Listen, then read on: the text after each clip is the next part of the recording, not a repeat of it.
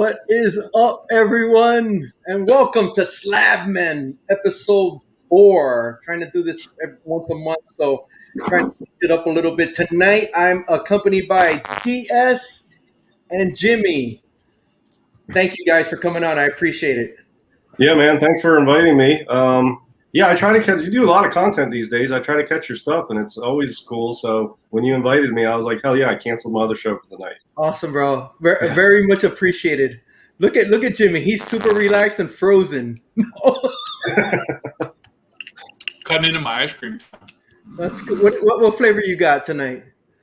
This is really Reese's from Culver's Custard. I have no idea what the hell that is, bro. I'm pretty partial to Ben and Jerry's. I like the Ben and Jerry's. Yeah. I have no idea what you just said. Americone Dream. That's what I like. I'm a butter pecan guy myself. Really? Never got into that. No. Love butter pecan. Man, real quick, let's just get the chat real quick. We got Comic Books NYC, Unruly. We had Tapia here at the beginning. Thank you, Tapia. What's going on? And that's pretty much it, man. So there's a lot of stuff going on tonight. I kind of just planned this on the wing. I don't have any questions set up. Me and DS were talking before the show. I just go. But I do have some stuff I want to talk about. It's especially about pressing and whatnot. First of all, DS, how did you get into the pressing? How did all that come about?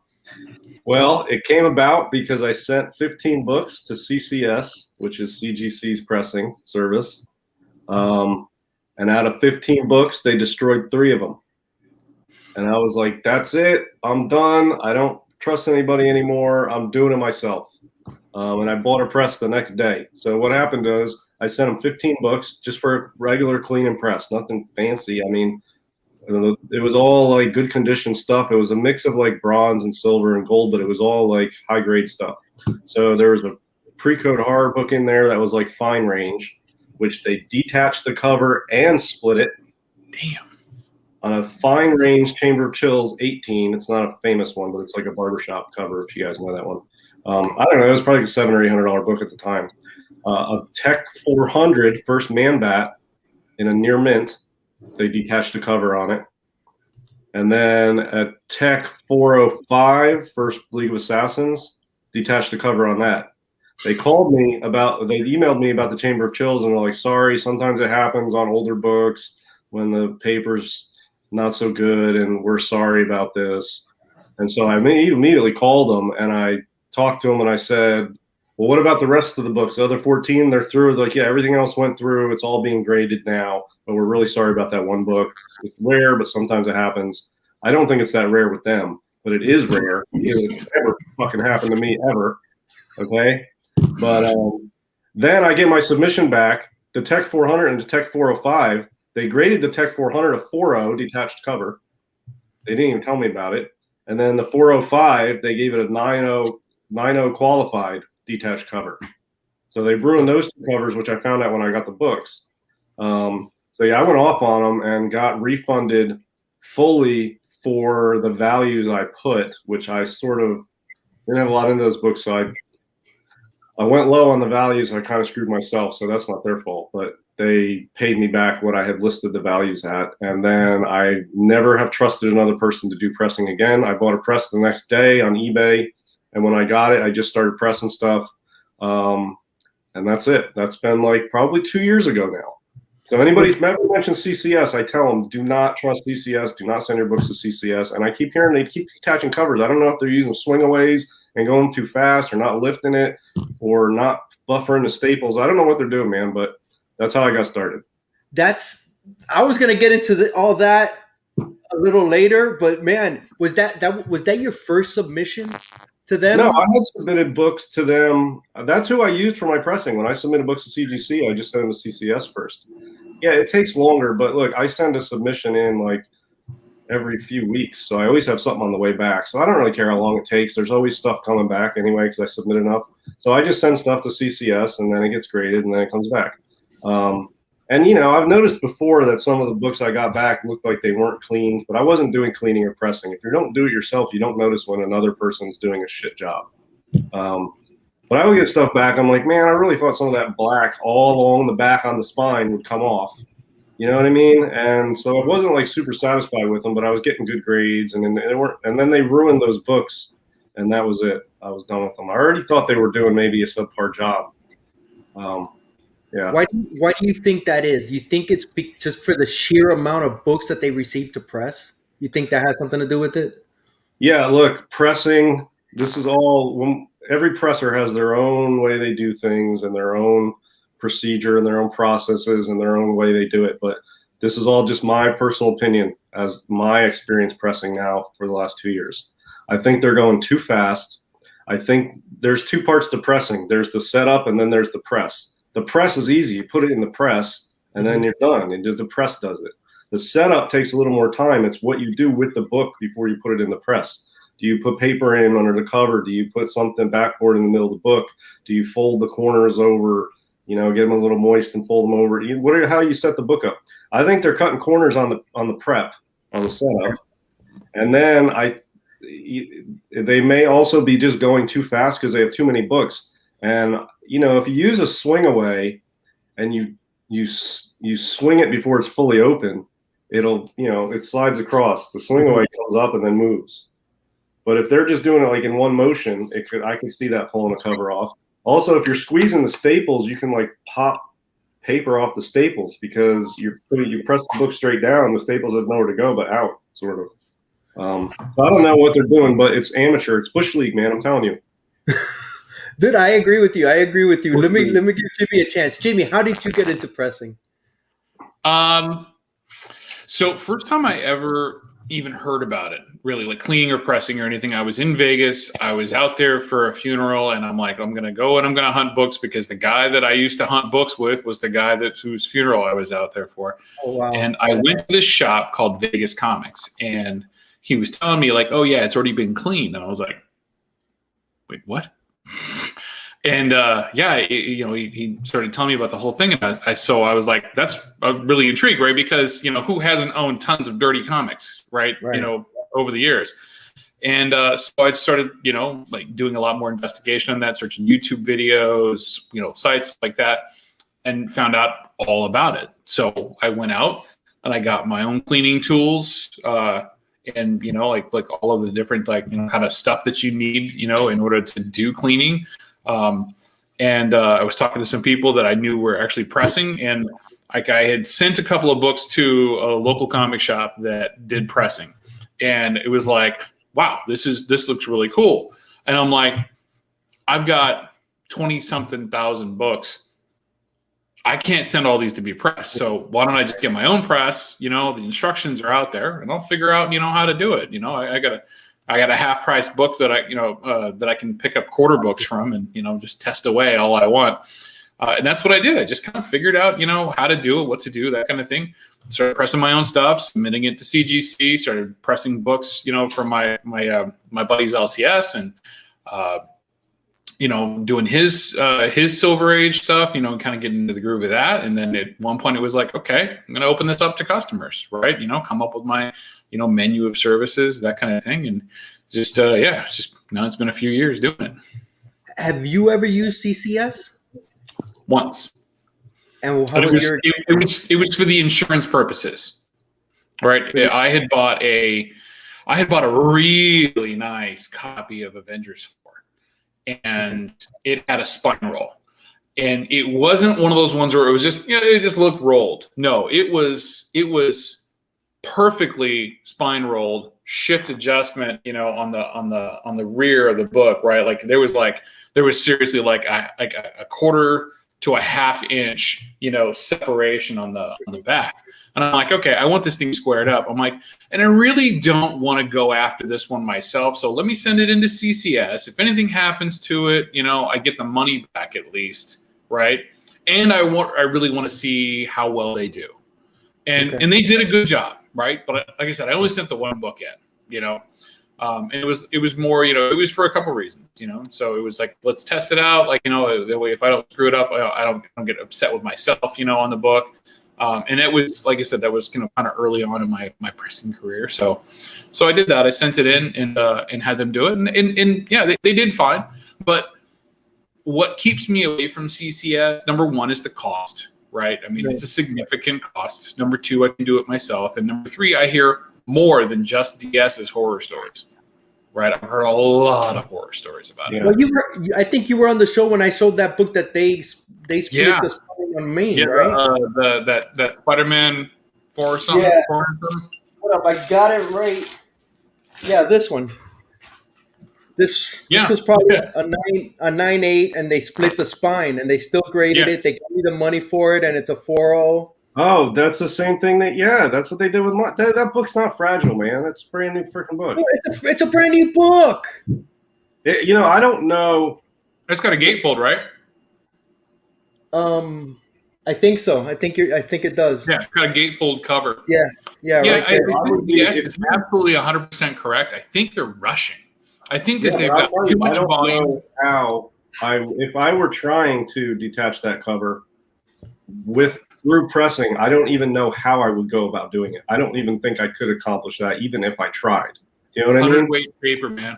100-weight paper, jamming it in there, catching a piece of it, and then pressing with too much weight. Like they could have not reset the machine after like a Nabisco, book or something like that, and just all it has to do is just get that pressure against it, and it's just going to split it right open.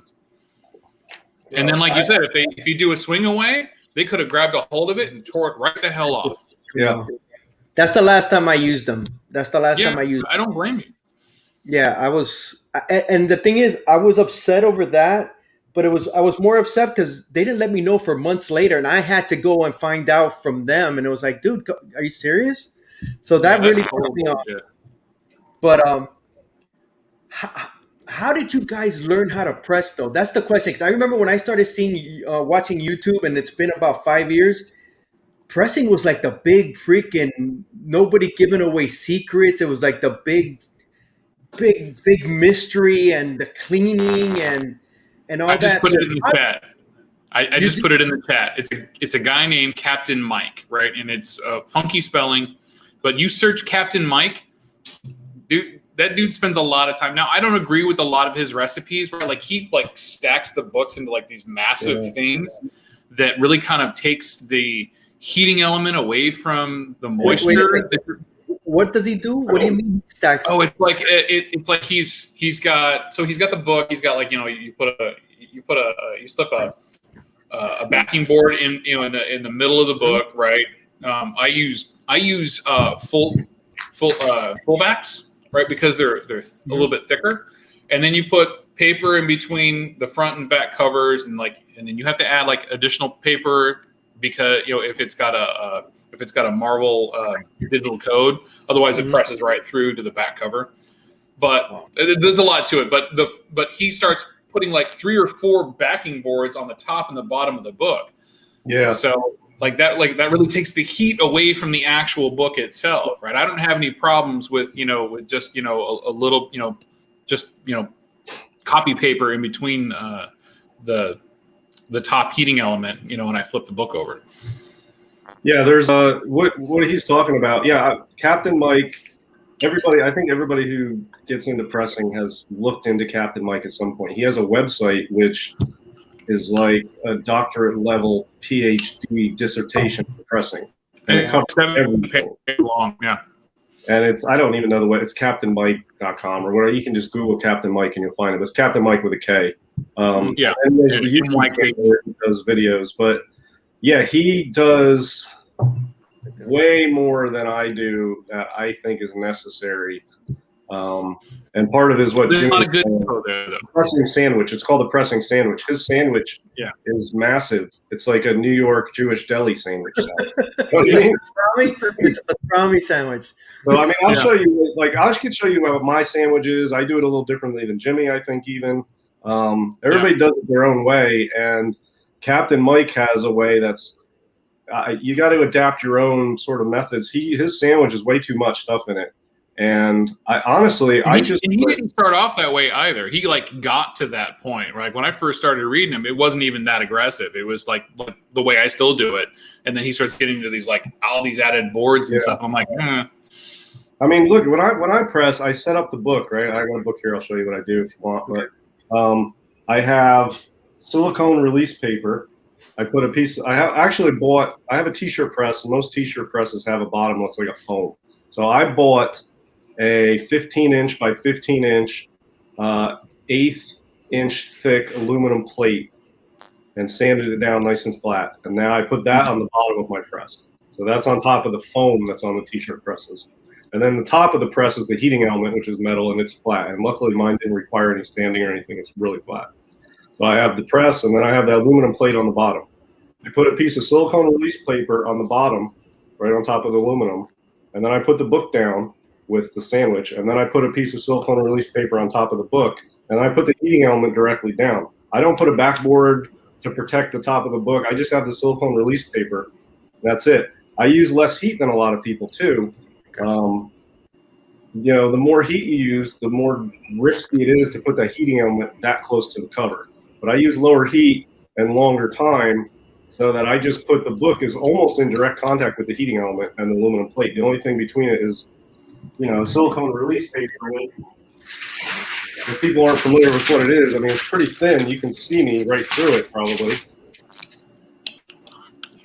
So, I mean, this stuff's pretty thin. It's wafer thin. I mean, it's like, so I get one of these, I cut it in half, and one half goes under the book and one half goes on top of the book.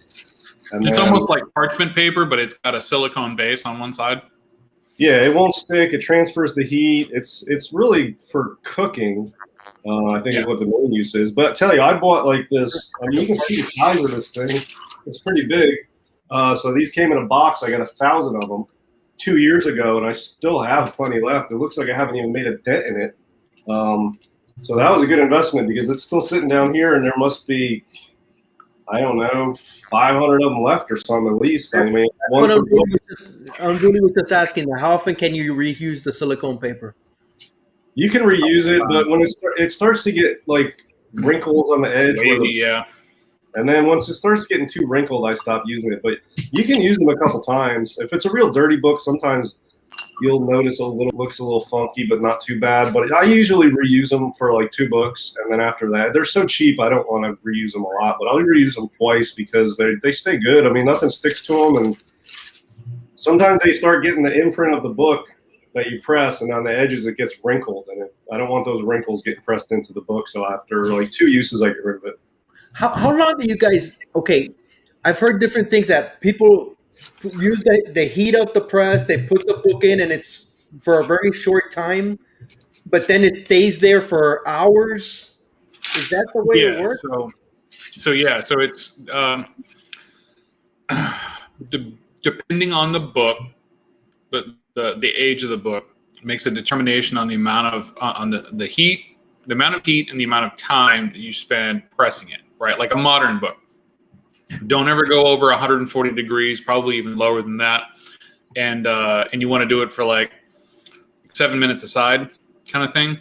Like DS has that metal plate in there, which I personally don't use it. I have a ceramic plate on the top, but I have a much larger top-down press. But I don't use the metal plate because one of the drawbacks of metal and heating is that metal heats unevenly.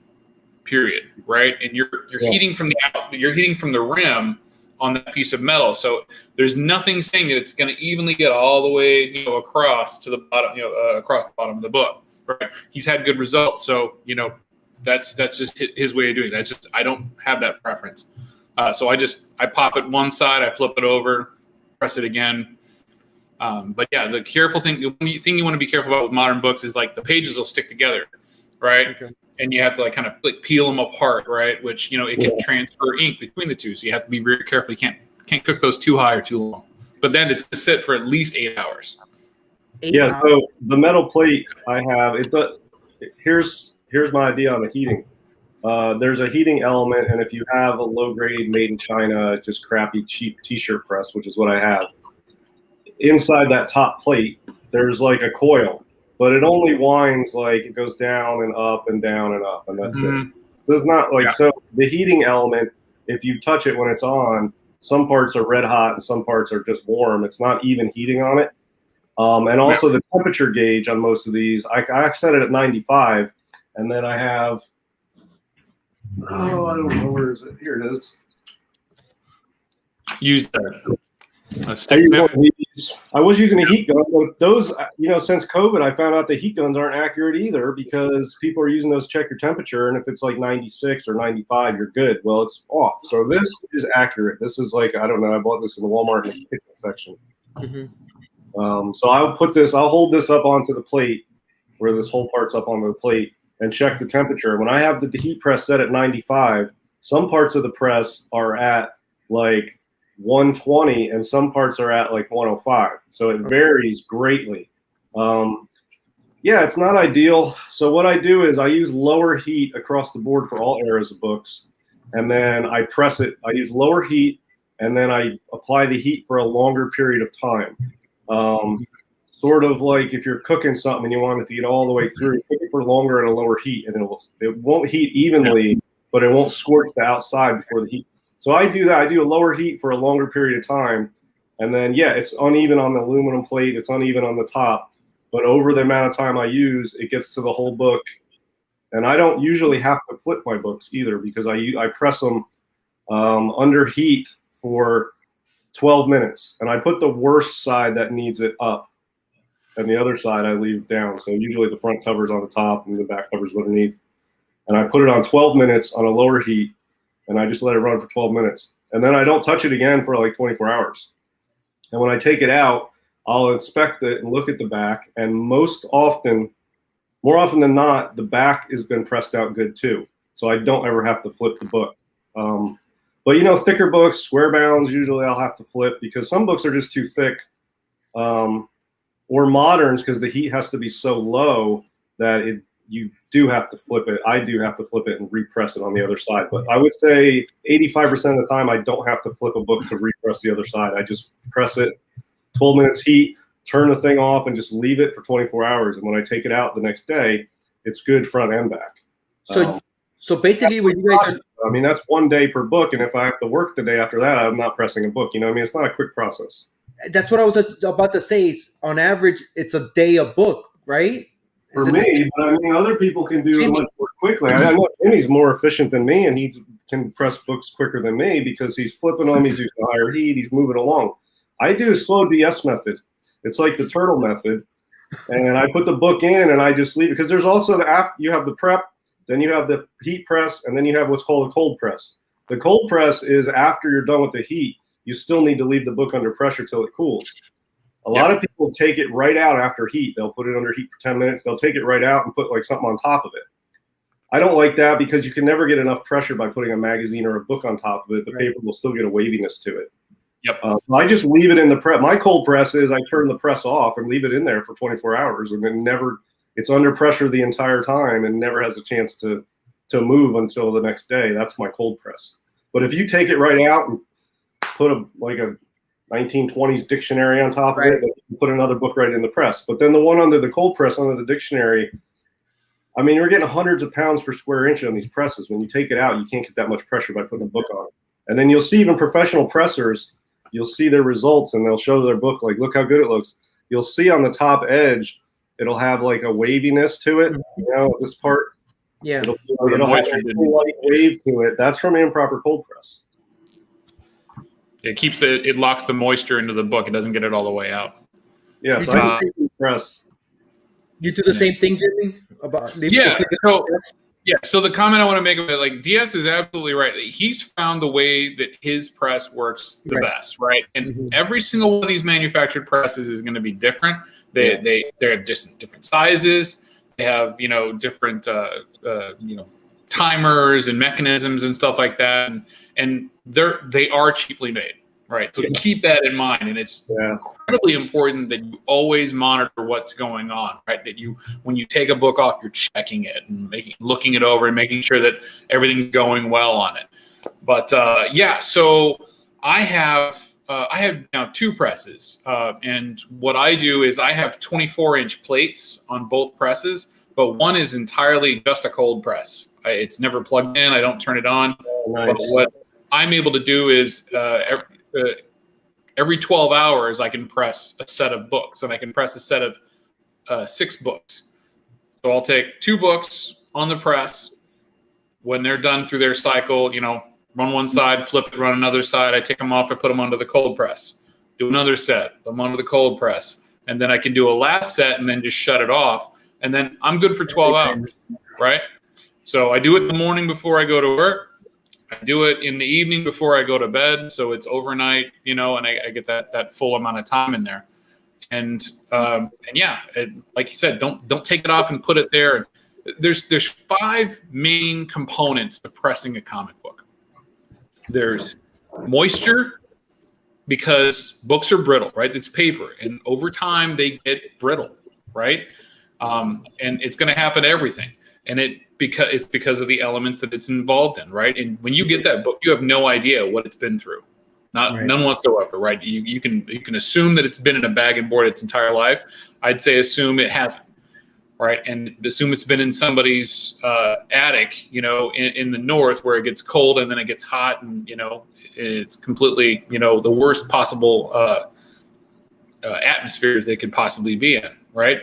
But if you take a book and you just stick it under a heat press without adding any moisture to it, you're making the pages and the cover even more brittle. Yeah. Right, especially if you're in a dry climate. Mm-hmm. So you have to add moisture. You apply pressure and heat, time and patience. And patience is the most important one. Don't rush anything, especially if you're dealing with other people's books. And you know what? That's why I've never thought about pressing a book, because my patience sucks. I would not be able to do that, man. I just don't have. I have patience for certain things, but yeah. I have patience for that, man. I would want to peek. I would want to look. I would want to this. I want all that stuff. You met another pressing champ in the chat. Erod just showed up. Yeah, Erod just showed up. Yeah, so you mentioned earlier, Hialeah, like for a long time, or even still, a lot of pressers don't like to give away the secrets. Yeah. Look, the biggest nothing to it. Biggest secret is it takes the initiative to buy a press and just take the risk and take the dive, and then to have patience and to put the work in, not cut corners. That's the secret. The actual pressing itself.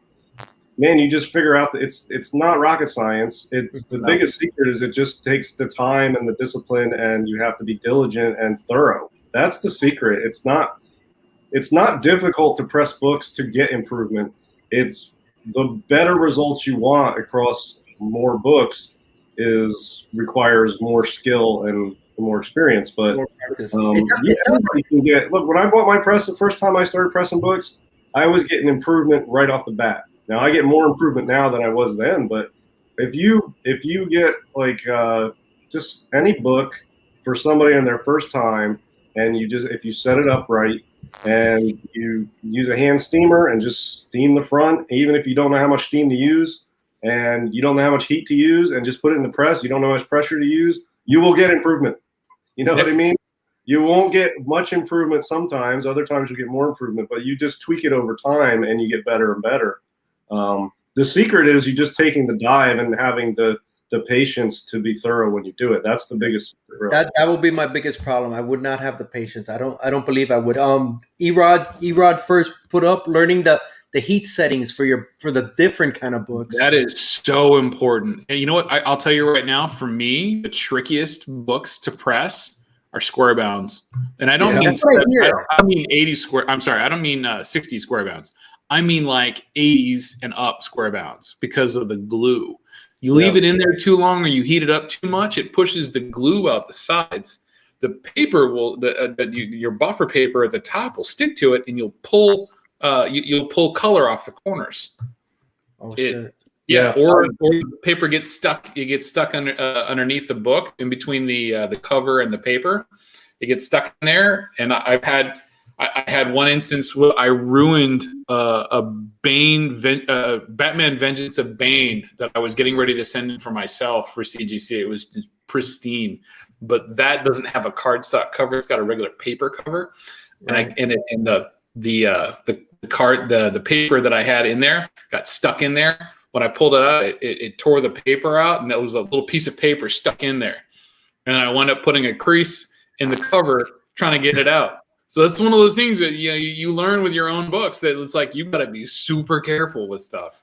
Yeah, so I've been pressing square bounds. For square bounds, there's the 60 square bounds. Like this one, I just pressed, and it came out really nice for some. Right. Hold on, let me see that.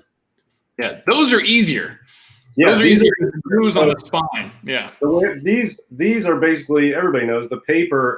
The cover's a separate item on the book, but the paper is sort of a bunch of different leaves folded over and then stapled together so that the staples on the top, and then they glue the cover onto it on the spine. So for when I press these, I leave the spine outside of the press entirely, because otherwise you'll imprint those staples on there. Now you can hand press on the spine in between the staple areas also.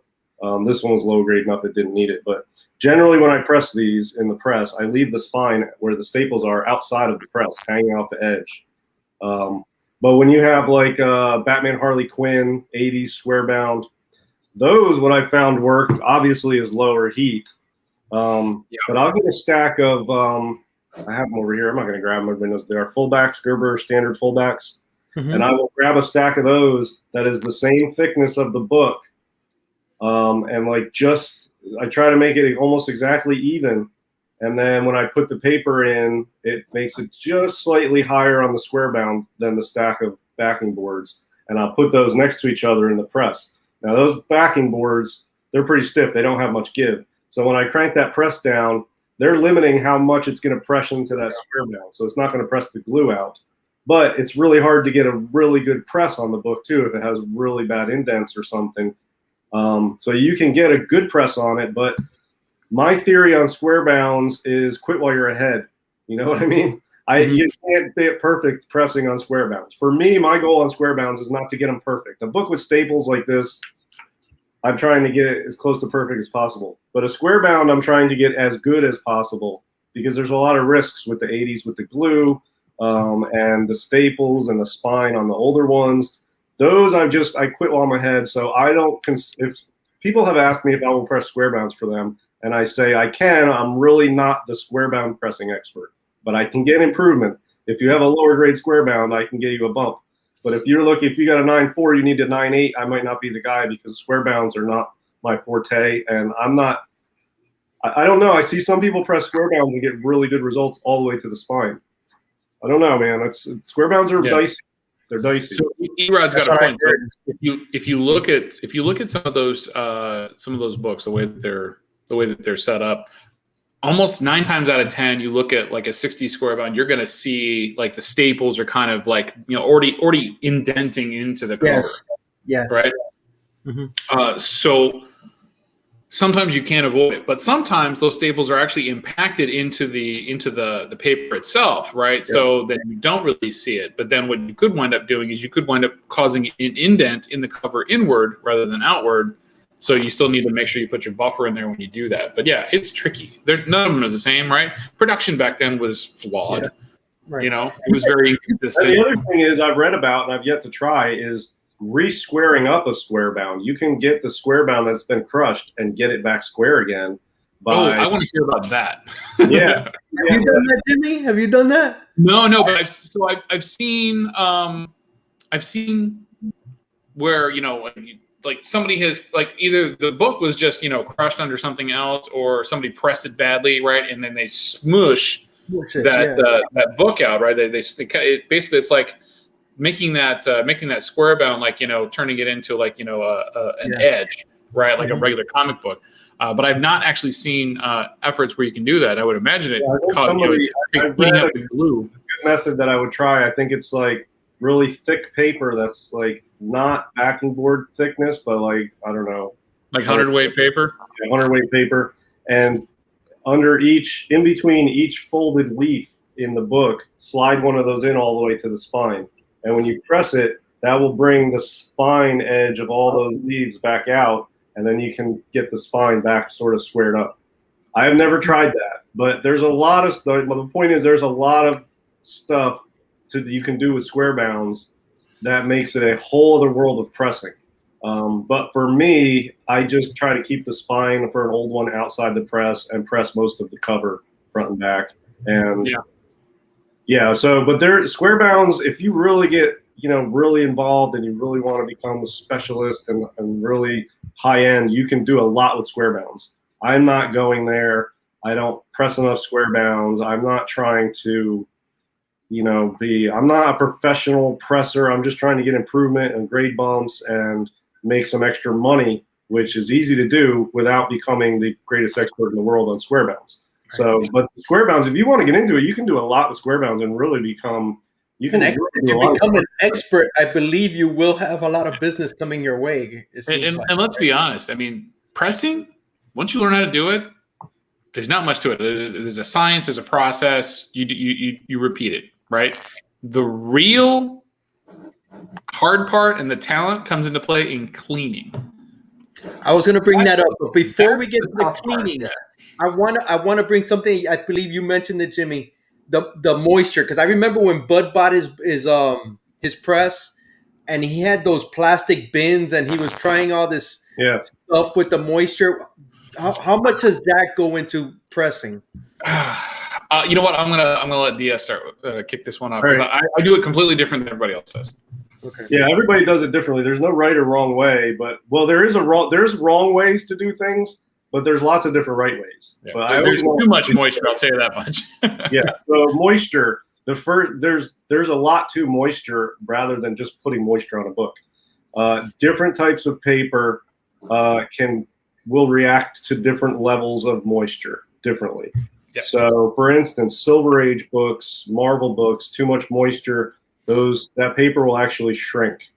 And that will cause, in extreme examples, you'll see the cover will actually shorten. It'll pull the whole cover. Sometimes you'll get corner lift on those books that you have pressed, and you don't know why the corner has lifted. You have both corners on the front cover have sort of curled up after a long cold press because the paper has shrunk and pulled back and the corners are lifting.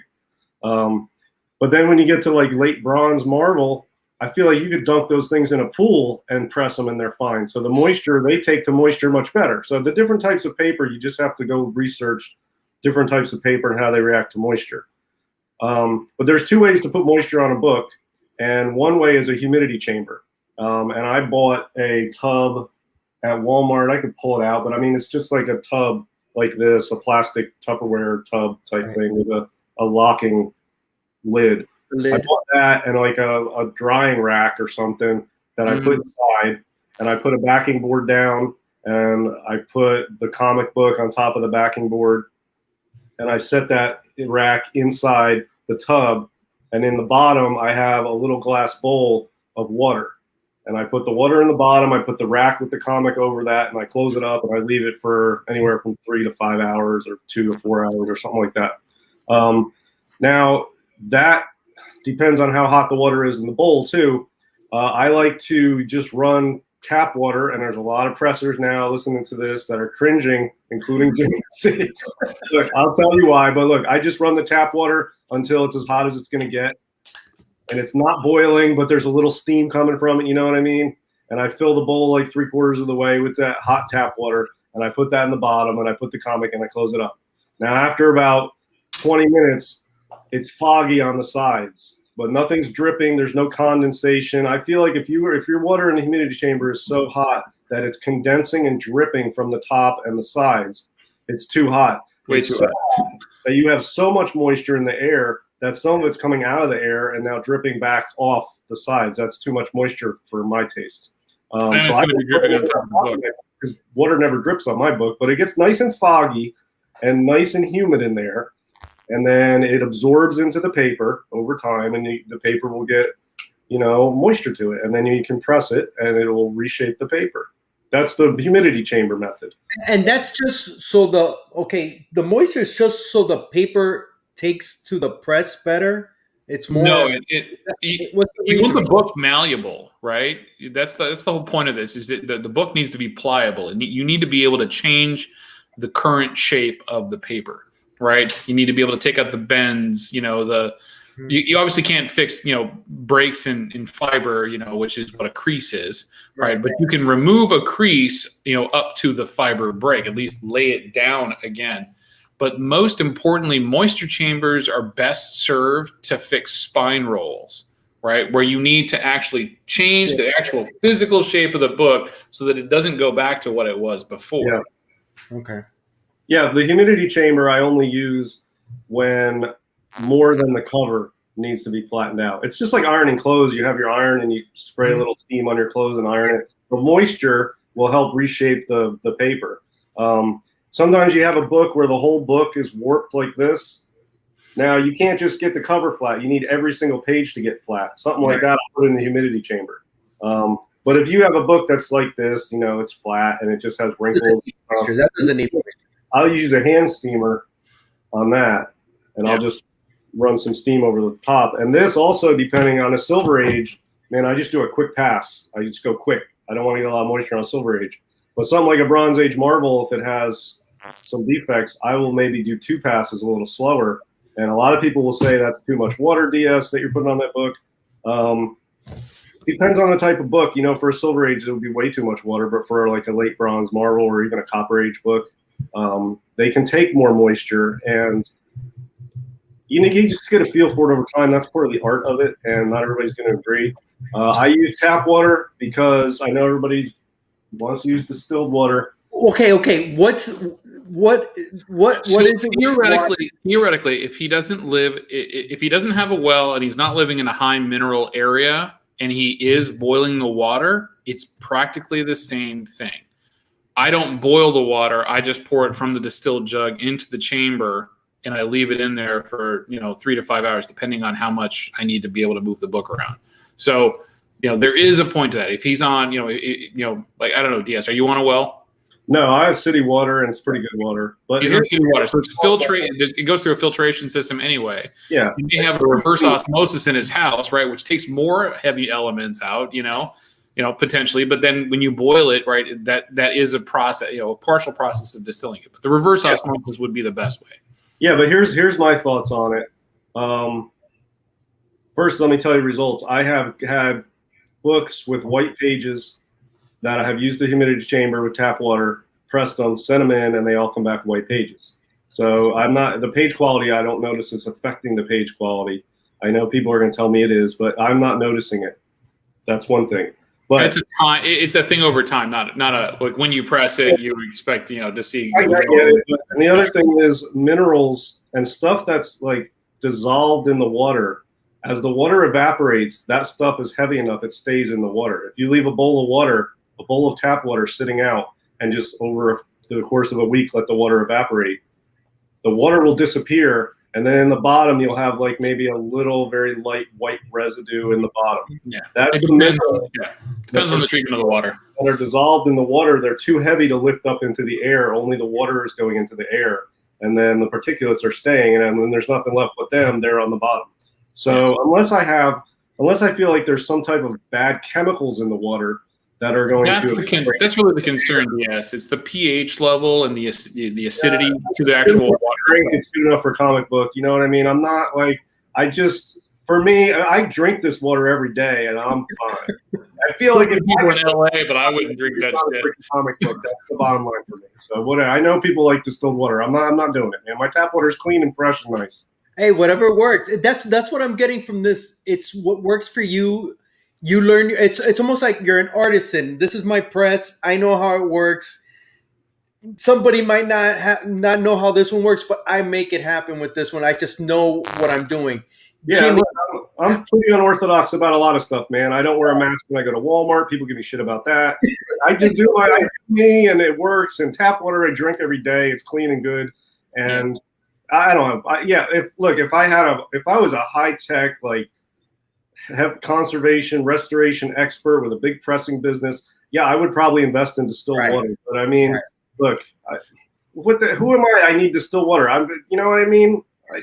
tap water. I live on a well, and I use distilled water for my humidor for my cigars anyway. So for me, it's not a big thing. It's like I know the water here, it's coming directly from the ground. It's not going through a filtration plant. It's not going through anything else. Yeah. Right? I'm less likely to actually use that. I mean, like I do have a nice, salination system and reverse osmosis and everything, but still, it's like for me, it's no big trick, right? I have it in a jug. I fill up my thing from it. It's no big deal because I don't have a tap down here anymore. I also like to get the water. You can just use room temperature water in a humidity chamber. It's just however the hot the water is, it takes less time to humidify the inside air. So I run the tap water until it's really hot where it's starting to steam. And then that's the water I use. It's not quite boiling. It's probably 170 degrees or something, maybe 150 degrees sometimes if the hot water heater hasn't clicked on. I don't know. But the water here, I'm on city water, and we have really good quality water here. I look at the reports when they send them out every year. It's pretty good quality water anyway, and it's clean and fresh, and they're really high-tech water system where I live. It's fine for me. But, distilled water is better. Yes, distilled water is better. I have a press that was made in China that's a piece of crap, okay? The water is the least of my problems. Well, technically, the water is the thing that's staying with the book the longest. I mean, the heat's going to go away and the pressure's going to go away, but that water is in that book forever, man. Yeah, I mean, I think it's all right. Jimmy, you mentioned you mentioned that you do your moisture a little different. How is that? Actually, I thought that I did. I mean, because I've seen a lot of people, like everybody's like humidification chamber. It's like, look, 9 times out of 10, the books that I deal with on a regular basis, I get more modern submissions than I get anything else, right? And honestly, I don't need to moisturize the entire book, right? I'm trying to get a spine bend or a little corner bend or a thumb bend out of a book. So I have a handheld steamer. It's different than his. It's more like a you hold the whole thing rather than a can, but it's the same. It's the same technology, right? But it's just a steamer, and it's a point and spray, and it sprays directly, against the book. So you just hold it back about 6-8 inches. You get the steam onto the book, right, to the point where like the book, like the cover is just starting to kind of curl a little bit from the moisture. Flip it over, apply to the back, put it under the press, flip it over, you're good to go, right? And that takes care of almost everything. But yeah, for the deep stuff that like where I have to really mess with a book, right? I've got like, it's got one part where I will differ with DS is I put more moisture on a Silver Age book than I do on a modern book, because that Silver Age book, I've got to make a lot more changes to, because 9 times out of 10, most of the Silver Age you're working for is not high grade, right?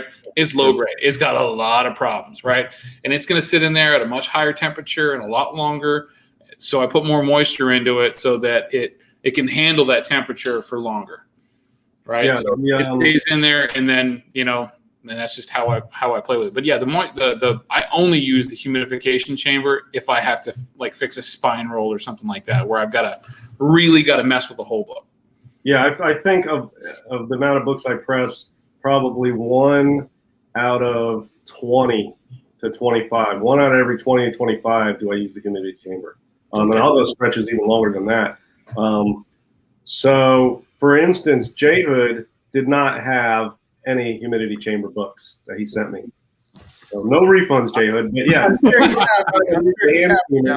and the hand steamer. Yeah, I'm still using tap water in the hand steamer, but that's only going on to the cover, and it's I still use tap water for that. But I use the humidity chamber like once every 20 or 25 books, if that, because most books just don't need anything on the interiors at all, really. It's mostly the covers have dents and things and bends and waviness. So moderns, I'm very, very light with the moisture, honestly, on moderns too.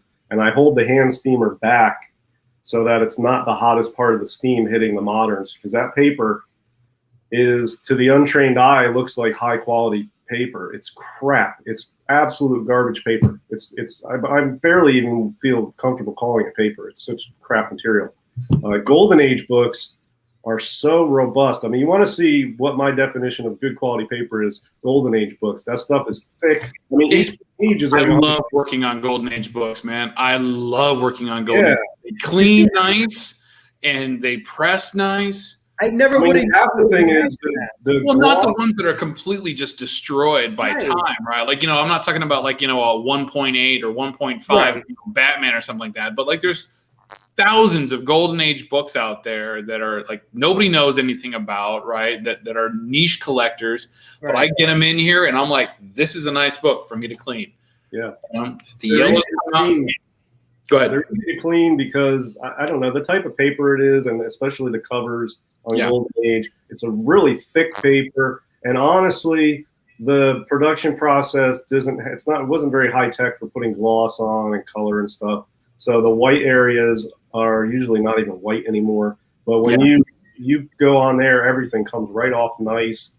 It's a really like robust, thick surface that you can just really scrub stuff off of.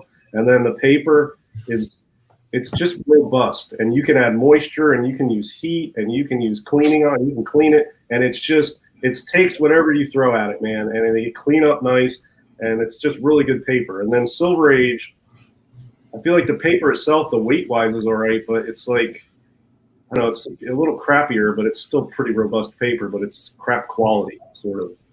Listen, everybody knows that Marvel is lighter paper, but it's really good quality. I feel like the bronze Marvel paper is pretty good to work with. The only problem with that is all the books are miscut and wrist-wrapped and whatever. And the modern stuff's totally different. It's like pressing satin, and you gotta baby it along, and it's gonna melt, and it's got digital code stamps and gatefold pages and all kinds of crap. Real pain in the ass. I don't like moderns. Cool. What were you gonna say, Jimmy? So everybody knows that Marvel is synonymous with shit paper. It was true then. It's true today. I hate the paper Marvel has now.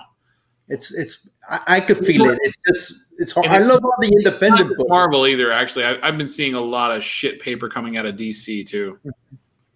I'll tell you, the Dark Horse paper is slightly better, I think. I press some like Dark Horse, Star Wars type stuff. I like the Boom one. The Boom. I don't know if you know the Boom Studios. Their paper seems at least their covers. Oh, the covers, yeah, those are great. Those nice thick stock, yeah, perfect. Like I'm surprised there's not more 9, 9s, and 10s coming out of the Boom Studios stuff. Yeah, I agree with you. Somebody mentioned digital code stamps. We could talk about that. That's. It was Erod. Yeah, how do we take care of that? Yeah, I follow the Captain Mike principle, right? And there's a couple of different types of code stamps too. Yeah, I follow the DS trial and error method, and I have come up with a system. I don't know what Captain Mike does, honestly, but I'll tell you what I'm doing, and then that's what I do, and it works. What are you doing? Well, I'll tell you, the first one I pressed for myself, I didn't know anything about digital code stamps. I didn't even know they were in the book. So I just pressed the book. I sent it in. I got a 9.8 on it. Okay, bang, good deal. After sold the book. After that, I heard about these digital code stamps. I was like, whoa, what's that? I got to keep an eye out for these now. And I found out that the book that I had pressed had one. I was like, oh, shit, well, whatever. I got a 9.8. It's gone now. So I pressed another one that I picked up cheap somewhere. And I'm like, what happened to that book that I pressed? And I did the same thing. And I looked, and it imprinted the digital code stamp on the pages before and after. They still gave me a 9.8, so whatever. I don't know if they missed it or they just didn't care. But then I tried a couple different things, and what I do now is there's the page like on this side with the stamp on top of it. I put where the stamp is, I put 3 pieces of paper, and underneath the stamp page, I put 2 pieces of printer paper, and that's it. And the imprint goes on to the first 2 pieces of paper, and the third one barely has an imprint. And then after that, it's not on the pages of the comic. I think CGC will allow a little bit of an imprint from that, because even if you look at books before you press them, some of them have an imprint already and some of them don't. It's part of the book. I think they allow that because the stamp's in there. What's the weight from stacking in the box? Yeah. But I put 2 pieces of paper on top of the stamp, 3 pieces of paper on top of the stamp, 2 pieces of paper, just printer paper, underneath the stamp page, and I press it, and it doesn't imprint on either of the comic pages on either side, but it imprints on the printer paper. And that works for me. That's what I do. the thing to remember is really just like lighten up the pressure on your press a little bit when you know you're doing like modern marvels. Just kind of crank it back a little bit, like a half turn or something like that, or just a little bit. But I put 100-weight paper in between. Anytime I do modern books, I use 100-weight paper. The front cover, front and back of the code, and then on the back page. Now the real bitch, I'll tell you right now, was those Thor 5s or 4s with the strange Academy inserts in the middle. Okay. Trying to do that thing was like that thick. Trying to fit it all in, because then you've got these inserts that are not full length going up against the page, and if you don't buffer them right, then you got this nice line traveling down the length of the edge of the page. They're a pain in the ass, but yeah, seriously, just 100-weight. Like if you go to Walmart, right, and you're going to go pick up printer paper, right? There's regular printer paper, and then there's if you look closely at the packages, there's packages that they sell, individual packages and cases that are a heavier weight, right? And it'll say what it is, like 50 or 80 or 100 weight. But the 100-weight paper, it's almost like cardstock. It's just lighter than cardstock. Yeah. But that helps to kind of buffer that thickness, because if you press a book without that, if you press a book with a code in it, especially like the older ones, Edge of Spider-Verse 2 is probably the most synonymous with this, because it's a larger square and it's a thicker paper that they put on for the code and the tearaway. So if you don't buffer that properly, I have seen books come out with a square on the back cover. Like I've picked up books that were like 9.2s, and I'm like, why is this a 9.2? Flip it over, and there's a square, like with a white line of impression through. I'm like, oh, that was poorly pressed. Well, it's tough. Yeah, some of the digital codes are on the very last page. So it's better when it's more interior because it's not right on the back cover. But some of them have that digital stamp right on the back, like right next to the back cover. That makes it dicey. I used to buy different weight papers. I still have some I use rarely. What I do, and I agree with Jimmy on using different weight and thicker papers, cardstock. But what I do is I only use at this point printer paper. And what that allows me to do, just for my own purposes in pressing, is I can use 1 sheet or 2 sheet or 3 sheets or 4. I can get the same thickness that Jimmy is for any particular use. I just use more pieces of printer paper or less, and I can vary the thickness however I want. Sometimes I put 2 pieces of paper under the cover. Sometimes I use 1. The digital code stamps, I use 2 pieces and 3 pieces. So I'm altering the thickness the same way he's doing it, but I'm just doing it only with printer paper. And so, yeah, the same idea, though. Thicker, you can't just use – you have to have varying thicknesses of paper to buffer different areas in the book. You might not want to put the same thickness of paper under the cover as you do next to a digital code stamp. So the thicknesses of what you're buffering with. And then, of course, you got to put a backing board in the middle of the book to buffer the staples, too, because the staples have a thickness that if you crush the whole stack of paper down, the staples have nowhere to go but into the paper. Yeah, you got to put. I use a backing board. I use just half back magazine size, and these are about as thick as the staple. And I cut holes where the staples are, so when I put it in the book, it goes all the way to the spine. And these notches are where the staples will be. So the staples have a nice little place to hang out while the book's getting pressed. But meanwhile, this board goes all the way to the spine, and I do that with paper under the cover too. I get 2 pieces of printer paper. And I will do this with the staples. I'll put that like, you got your book here. I'll open up the cover, and I'll put this in the cover with the staple holes like that. And I'll put it in and close it up. So it's like this. But then I can get the paper all the way to the spine past the staples. It'll go past the staples because there's cutouts, and it can get the little spine dents out really well. And I do that with the backing board too. And then on the back, I'll do the same thing. But usually, sometimes the staples don't need cutouts on the front and back. Sometimes the staples are more angled to the front. That's where I do the cutouts. Sometimes they're more angled to the back. That's where I'll do the cutouts. Sometimes they're split. One's on the front, one's on the back.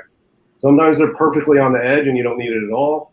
But I'll put 1 or 2 pieces under the front cover, 1 or 2 pieces under the back cover, and a magazine backing board in the middle. And And that's my sandwich. And then silicone release, and in the press, right up against the metal. Cool. That's how I do it. I know there's other ways to do it, but printer paper works for me, and I definitely recommend cutting these notches out on the backing board for the middle and for covers. That kind of makes sense, man. Just for the staples, I think it's a neat trick. Yeah, it works well. I had a Young Avengers 1 that had a lot of little spine dents, and I thought I was gonna get like an 8.5 on it, and I did that, and it came out so nice. I got them all out, and I got a 9.8 on it, which I just recently sold. I really, after I got that 9.8, I was like, man, I should have took pictures of this, because I don't take pictures pre and post every time, but I should have for that one. But it works. You should do that. I think sometimes I don't do it as often as I should. I think that's a cool thing. We've talked about the pressing. When Jimmy comes back, I want to bring up, what Jimmy kind of brought it up, which to me seems like might be the most tedious, and that's cleaning books, right? Yeah, cleaning. Cleaning is riskier and more involved even than pressing. Really, for pressing, the goal is just don't make shortcuts and do proper setup. Right. To get the book in the press, and if you do that, you're good. The cleaning, you have to be focused the whole time, and you can really do a lot more damage to books than you can with a press. You can rub color off. Mm-hmm. You can tear the paper. I've had times where I'm tired or something, and I'll be erasing near the corner, and I'll catch the corner on the way back, and I'll tear the corner with the eraser, and it's like, fuck. And it was like, now I know it's not going to be an 8.5. I'll probably drop 7.5 just from not paying attention. So it's much riskier. Here's my go-to everyday cleaning kit. I have other stuff, but these are the basics. And I'm a basic guy, you know what I mean? I don't do a lot of fancy stuff. So right. The first thing you do is you clean. It's top down. So the first thing you do is get the big stuff off the cover. If you have a booger on it, scrape that off first. Pieces of dirt or rocks or whatever, get the big stuff off first. Work your way down to the finer dirts. Mm-hmm. So to get the big stuff off, I use mostly this to scrape. And this are you serious? It's pretty dull. I mean, this thing is this is one of those cheap ones I bought for like 50 cents at a flea market. It's not sharp. Right. And you just scrape anything bigger, anything on the cover? Yeah, sometimes like on a Golden Age or Silver Age book, you'll see a little piece of gunk stuck to it. I can scrape it off with this, and this thing's really not as sharp as it looks, but it's sharp enough that I can scrape stuff off. So I'll use this to scrape stuff off. I also bought this at a thrift store or antique store. It's like an 1914 sewing kit. But what's good about this, it's been used, but it has a lot of cool stuff in here that is not super sharp anymore, but really good implements to work with. It's got a really not super sharp point, but a nice, I don't know if you can be able to see this real well, but the point's not super sharp. Yeah, you can see it's not sharp, yeah. Got sort of a rounded ball point on the back, which is good for pressing out dimples. It came with this thing, which I don't know what it is in the sewing world, but it's pretty cool. Yeah, this thing's useful for scraping up stuff and pushing parts down. So that's useful. It's got a bunch of little needles and stuff, but those are the main things I use are those two. Cool. And then after I get the big stuff off, I sort of wipe it off. I use this to get the rest of the dirt, sort of. It's a white, non-abrasive white eraser. You can see I've used that pretty good amount. You've used it pretty good. It's pretty worn now. I actually put it on a, what is this, like an X-Acto knife stem. Mm-hmm. So it's nice. It looks cool too. It's fun. It's got a nice feel to it. And then I have absorbing pads, which I mostly at this point just use to clean the eraser off. That's mainly what I use these for now, because they're really abrasive and they take color off. So I don't use these on books that often. Little squares of magic erasers. What is it? The Mr. Clean ones? Yeah, Mr. Clean unscented magic eraser, and I cut them into little pieces.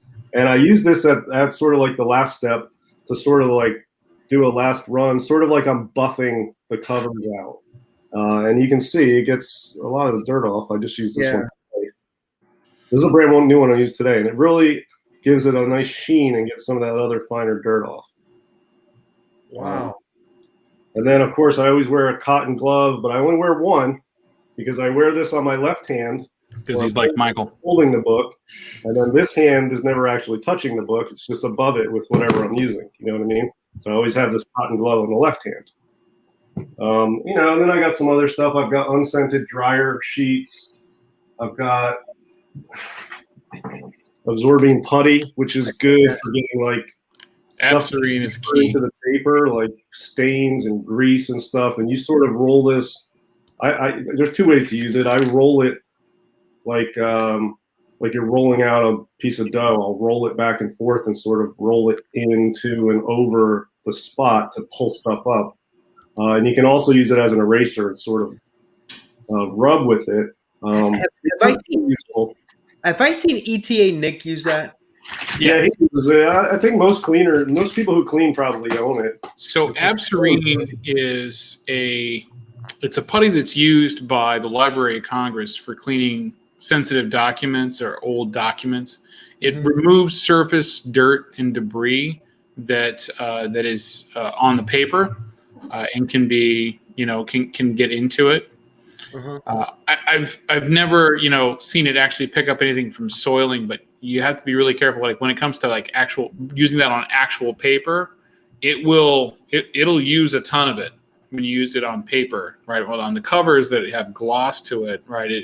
Basically what you're doing is you're just kind of just moving it gently across the cover, and it's going to bead off, right? Like there's going to be little rivulets of it that are going to come off of it, right? And that's okay. That's what you want, right? Just like on an eraser, right? You're striking the surface and you want to do that. But that's why you have to use a high polymer eraser so you don't cut the gloss. But and this stuff I've found it works better. I think most people probably do the way I used to do is where when you're ready to use it, you take some out of the can and you use it. What I usually do is I'll flatten it out to like a little mini burger patty. Mm-hmm. And then I will just put it in my hand. Now my hands are clean. I'll just put it in my hand for like 10 minutes. I'll go watch TV or something. I'll just leave it here. Yeah, you got to heat it up. It warms it up. Yeah. When it's warm, it's so much better because it doesn't flake off as much. It doesn't crumble. It's really nice and good warm putty, and it really roll it over nice, and it really has a lot of give, and it doesn't flake off. You do have to warm it up. You do have to warm it up. It doesn't work at all if it's cold.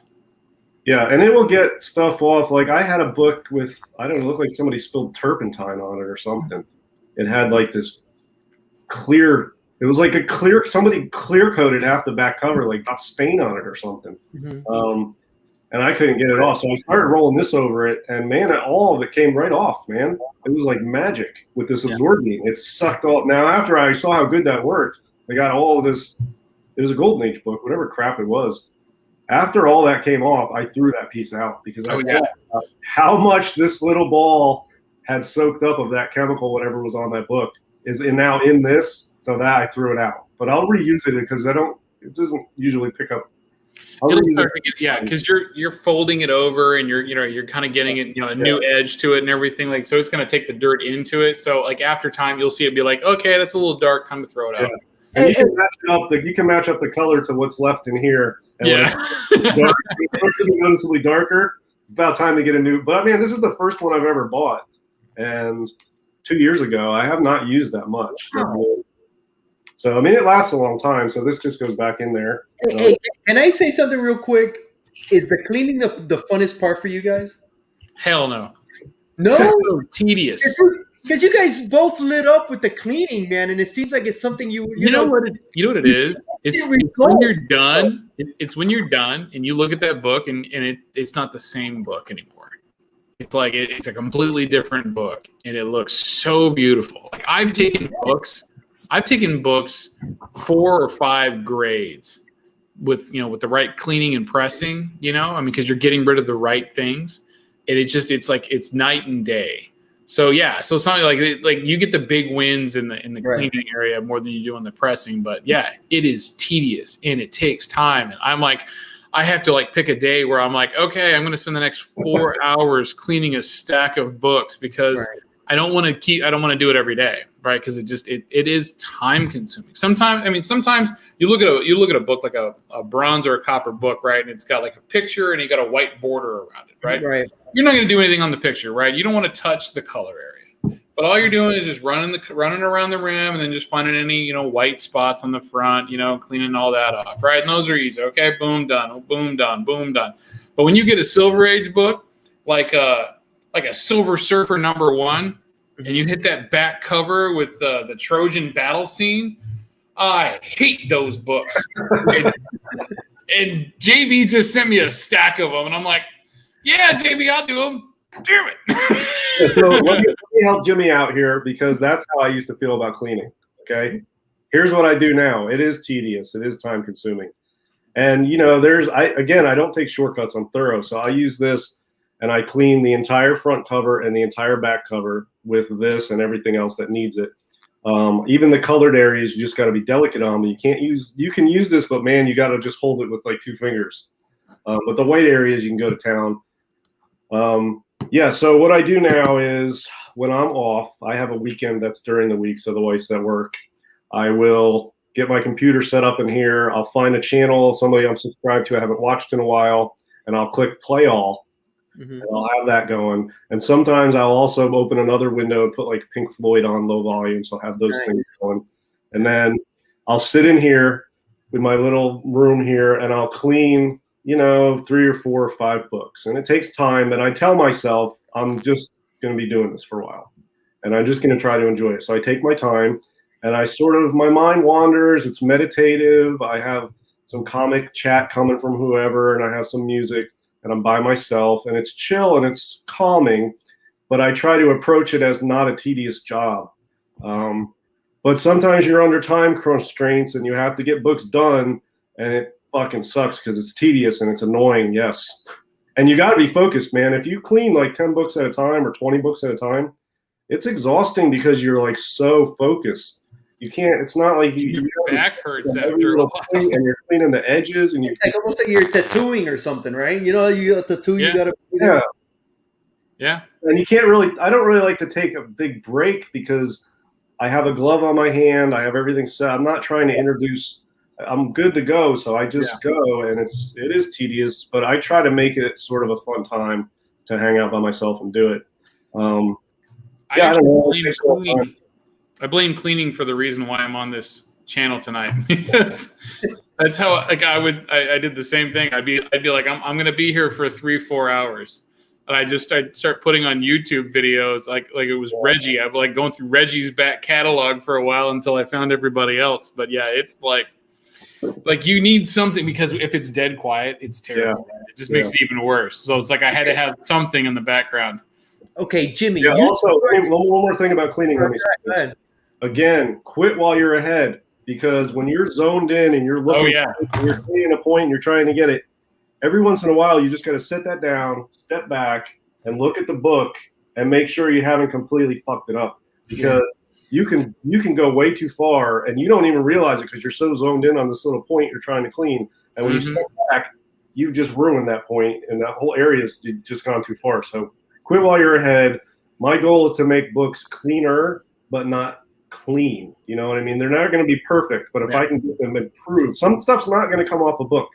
You just have to practice a level of acceptance. There's some stuff that's on the book. It's not coming off. It's there. Yeah. Just deal with it. You get the stuff you can, and don't try to do stuff that you can't, or you can really do a lot of damage to a book.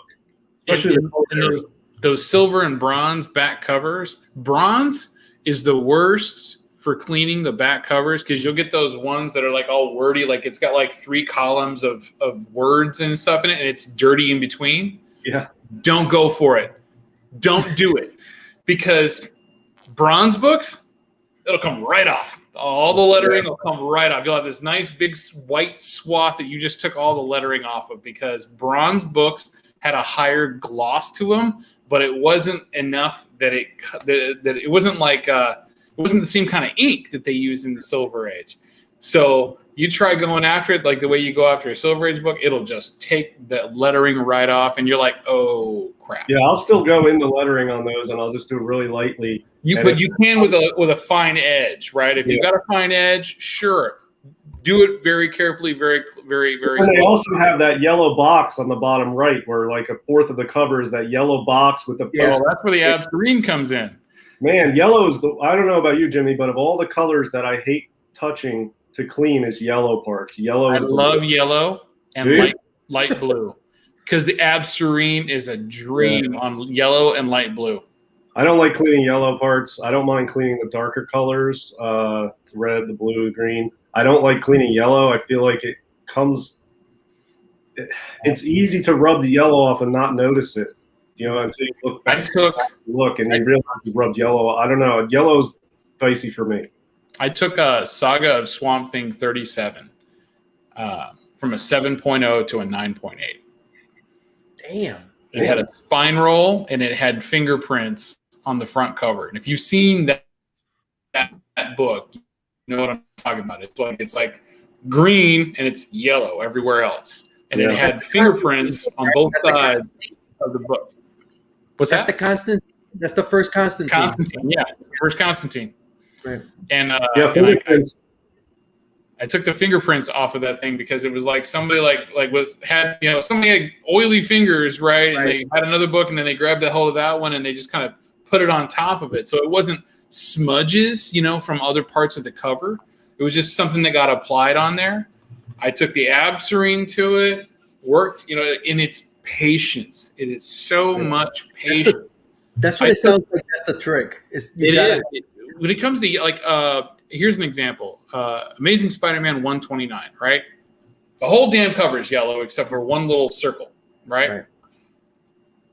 Chad RCG bought an 8.0 129 off of me, and that has pen marks on it. Like somebody just kind of like danced their pen across the, their blue ballpoint pen across the top of the cover. It just marks in some spots. I took 3 runs at that book to get the ballpoint pen marks out of the yellow. I did an okay job of it. I mean, it looks better than it did. It wasn't as pronounced, but there was still areas that had it, but it just took time, right? It's so much patience when you have to go after a book like that. The fingerprints. I think people who don't clean and press are under the impression that a good cleaner will get fingerprints out. Right. I'm like that. I've got in books from CCS, and it always says there's fingerprints, and it's like, but I'll tell you, look, sometimes fingerprints will come out, sometimes they are not coming out. It says it's not whether you get a good enough person to clean it. Some fingerprints are not coming out, and some come off, and some take a little work. Fingerprints, I think people think that all fingerprints can come off if you just do it right. Yeah. No, some fingerprints are not coming off. And getting fingerprints off of color is really difficult. Like I have, to DS's point, I have an All-Star Western number 10, first appearance of Jonah Hex. Back cover, it's a Bronze Age book, back cover, and it's white and it's got, your normal kind of back covers on Bronze Age, right? But it's white at the top, and it was that time between where Bronze Age went really glossy, right? So it still had that kind of Silver Age paper. Mm-hmm. I tried, there was a the top edge of that cover, and I went after it and after and after. I was like, I get this off. I could not get all of it off, right? I got 80% of it. There's still a little bit, and you know what? It affected the grade. Wow. It's still an 8.0 book. It could have been a 9.0 book if I could get the fingerprints off. But if you're trying to make it while you're ahead. Yeah. And you can cut into the book, and that's the worst thing that you can do. You start cutting into the paper. Oh. Yeah. And you would have gone to a 5 or a 4. You would have made it even worse. Oh yeah, it would have gone down to a 6, and then that's like $300 off the book. Would you guys? Oh, what's that? So this is my kit. So DS showed his kit, so I'm going to show my kit. Yeah, mine's in a cheap ass Walmart. See, he's high tech over here. That's why I like it. I'm classy. I mean, come on. Classier operation than me. You see him just sipping on the wine, Yeah. I'm bougie as fuck over here. Yeah, you're bougie. So. First off, Pentel high polymer eraser, right? So the thing that's on the tip of DS's pencil there, that's what this is, right? It's high polymer eraser. Now you can use that or you can use this. And this is my first eraser that I started with 3 years ago that I'm only halfway through. Nice. So it doesn't take much, right? And I clean the majority of my whites with this guy. Then I get into it with a finer tip. I picked up a brush. This is just for getting the shavings off, right? You just you go at it a little bit and you just brush this off onto the paper. I use the 8.5 by 11s that I use for doing spine rolls, right? So you can fit the whole book on there. So I use that, I reuse those. So I put the whole book on there and I just kind of brush the stuff off onto the paper. When I'm done with the book, throw away the paper. And then for harder stuff, and this is for where we get into the debris and stuff. Now you guys are going to laugh when I show you this. All right. So I have this little tool that has a scoop on the edge, right? And I'll just like lightly just kind of, run this across the top of the paper, just to kind of get any of that, like old pizza crumbs or whatever shit that people leave on books. Mm-hmm. And then it has a little pointy one where I can kind of get in there and just kind of work at it a little bit. If it's going to be, like if it's smaller or it's really stuck on there, just kind of work at it a little bit. Or, this is what I use to kind of try and scrape off a little bit of rust off of the edge of the staples, on the outside, just kind of work at it a little bit and just kind of dust it off again. But what you're really going to love is where I got this from. Can't see. I could almost make it out. What Revlon. Is it? Revlon. Dude, I'm gonna look for one of those. I like that. Found this. So I went to pick up my my wife and my little girl from the nail salon, and I saw one of the people at the nail salon using this. Yeah. And I'm like, "Where did you get that?" And she's like, "Walmart." I'm like, fucking done. Like, we left and I went to Walmart and got this because this is the greatest tool ever made. Like, this is what people use. This is for scraping back cuticles, and this is for getting underneath the nails. Nice. But it's a great implement to use that I use every single day. Awesome.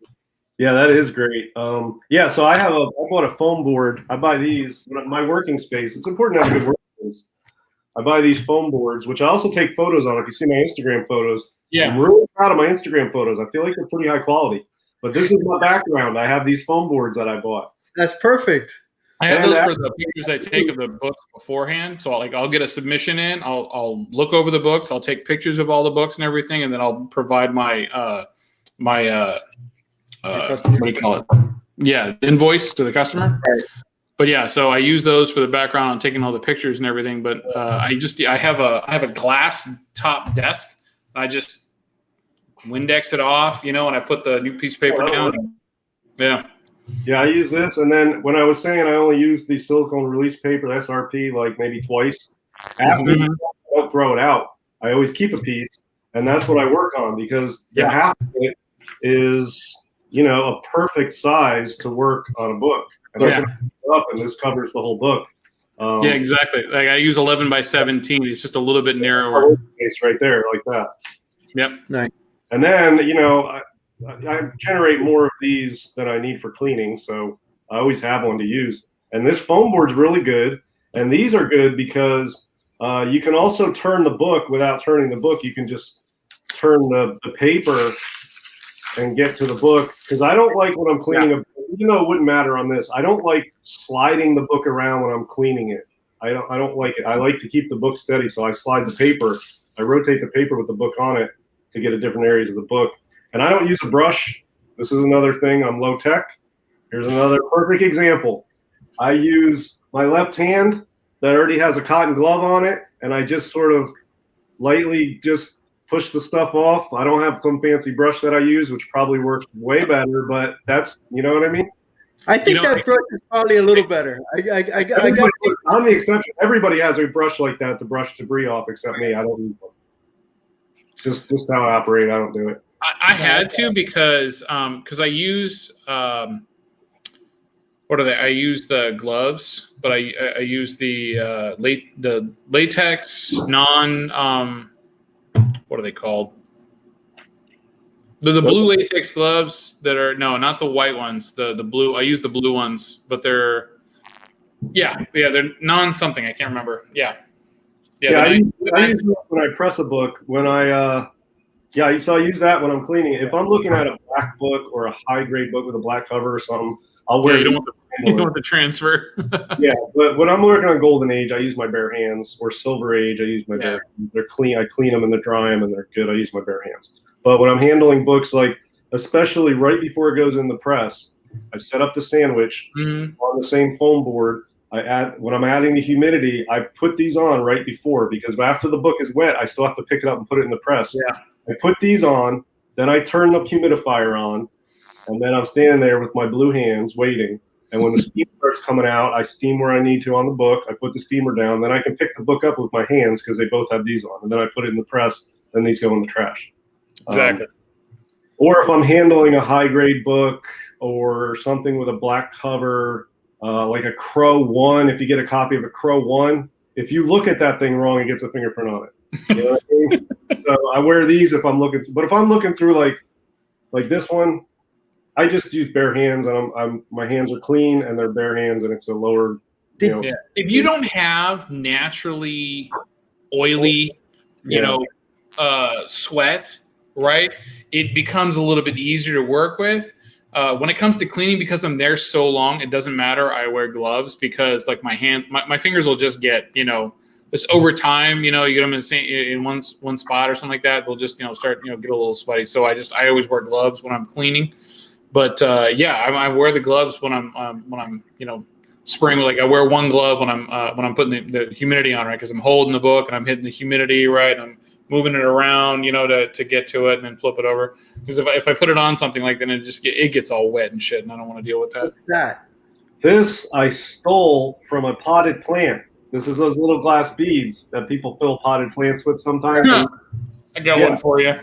So this I use sometimes on the inside of a cover to roll out a dimple or a dent that's really small, like, a pencil point type dent. I'll use this on the inside and I can roll it out. It's just a little glass ball. It's like a tiny marble, basically. I'll use that. One of the other tools I already showed. And I'll actually put the SRP on top of the inside cover and roll on top of the SRP. I'm not rolling directly onto the comic paper. I'm rolling onto the SRP, which is on top of the paper. So that way I can move it back and forth nice and roll it. And it's not directly on the paper, but it will push the dents out. And then when you push the dents out to the outside, when you press it, it'll press the dents nice and get them flat. It's cute that you use that tiny little ball. What do you? Oh, he's got a stainless steel one. See? Wrong person. My bad. Nice. High-tech version right there. Here's the best part. It's heavy. Yeah.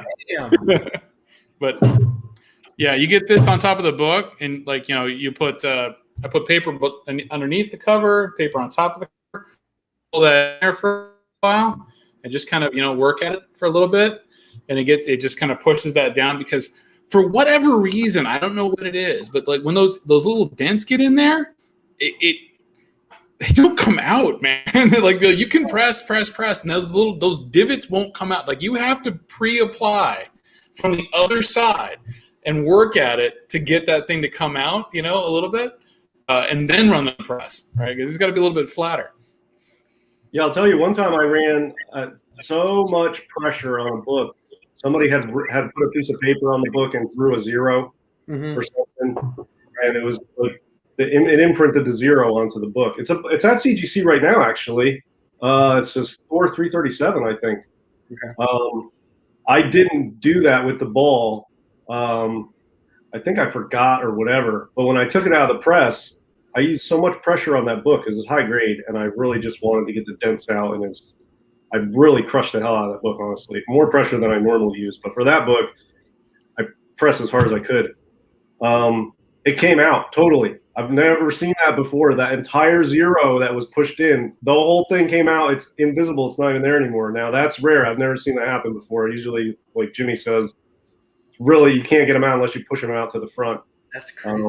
But I'll tell you, I crushed Thor 337. I pressed that as hard as I could. I turned that thing. I couldn't even turn it anymore. It was as hard as I could press a book, which I don't normally use that much pressure, but it worked. It got the 0 out, and the book looked nice. So The one time that I haven't been able to, I haven't been successful in it. I have a Flash 105 that's my own personal book that I just didn't. I probably just I could have gone another round on it, but like the impressions are still there, like, and it was even noted in the notes, and I was like, I guess I probably could have gone another round on that, but I don't think it was gonna change the grade. I mean, like a slight impression, it's a 3.5. I mean, it had this nasty stain on the corner. I mean, it wasn't gonna go any higher, and it's only staying in my collection. So, Jimmy, how many books do you think you've pressed?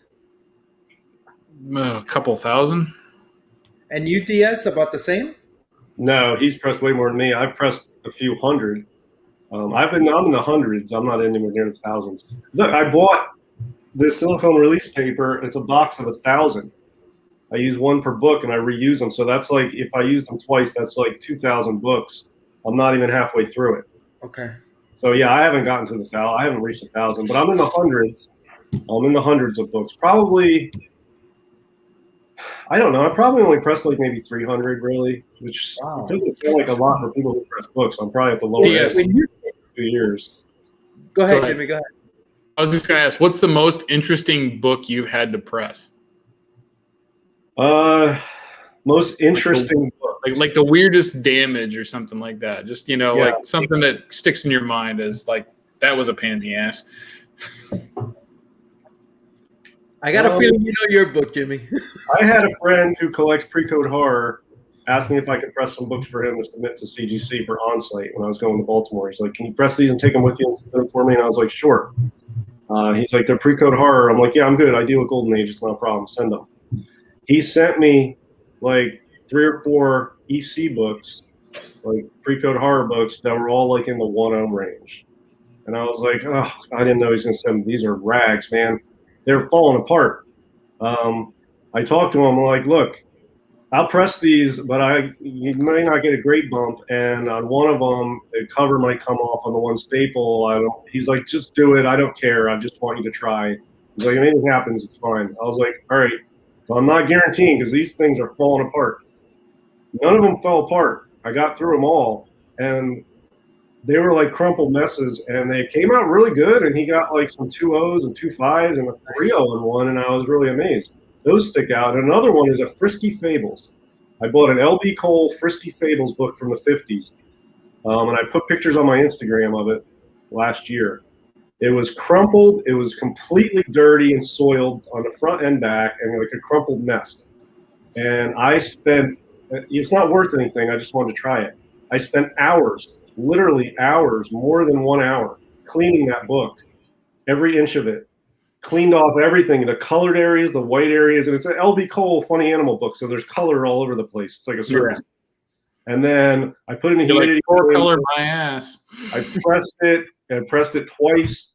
It ended up getting a 4.0, and the thing looked great. I posted pictures on my Instagram. It's night and day, man. That book really was in bad shape and cleaned up nice.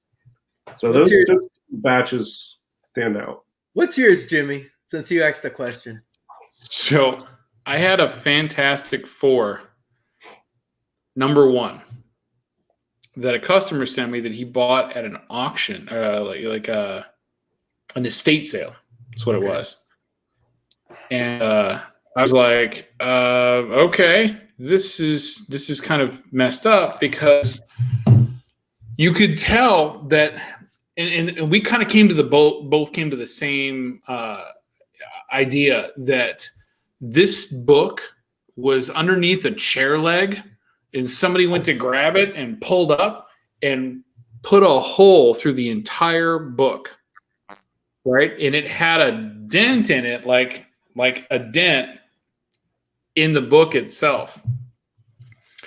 But it took me, between the cleaning and the pressing, it took me, I want to say, 4 hours of work on this book because I pressed it 3 times. And that's like 2 trips to the humidification chamber too, because like I said, I mean, it was it was an indent through the book about that much. Right.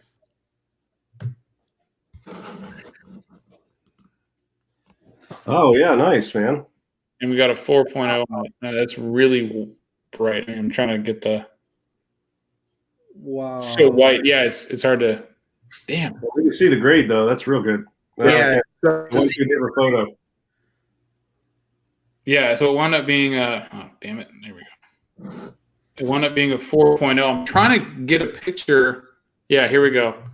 And it's going to be terrible. But if I can get some of the brightness off, you can see right through the center here where it kind of comes up and then goes over where the tear actually is through the book. That's crazy. And it got like it went through every single page of the book. It tore open. I pressed one for 84, which had really, it was a, what was the book? The Tales of Suspense 52? No, it was a Marvel Spotlight 32, I think. I think it was the first Spider-Woman. I think it was that one. Biggie, you have no idea about your Hulk 2, because I cleaned and pressed that book too. That thing was a mess. The one was even worse. The one came back, I think, a 3.0 as well, because that 2-hole punch at the top and the bottom corners, the highest you're going to get is like a 3.0, 3.5. And because of the little chip missing out of the top corner is why it got a 3. But the Journey into Mystery 83 got a 3.5. Yeah, nice. But yeah, that's the 2-hole punch. I posted a picture on Instagram of that one too. It was wavy all over the place. And that was a late bronze, and that thing cleaned up so perfectly. And he got a 9.4 out of that, and I think it was probably like a 7.0 or 7.5 before I pressed it. That thing cleaned up so nice. It's really nice. You never really know until it comes out of the press how well it's going to clean up. And sometimes a book doesn't look like it needs a press, and you press it, and afterwards you're like, oh yeah, that is way better. Because sometimes you can't, right? Without something to compare it to, it doesn't necessarily look like it needs a press. And then after you press it, it looks so much better.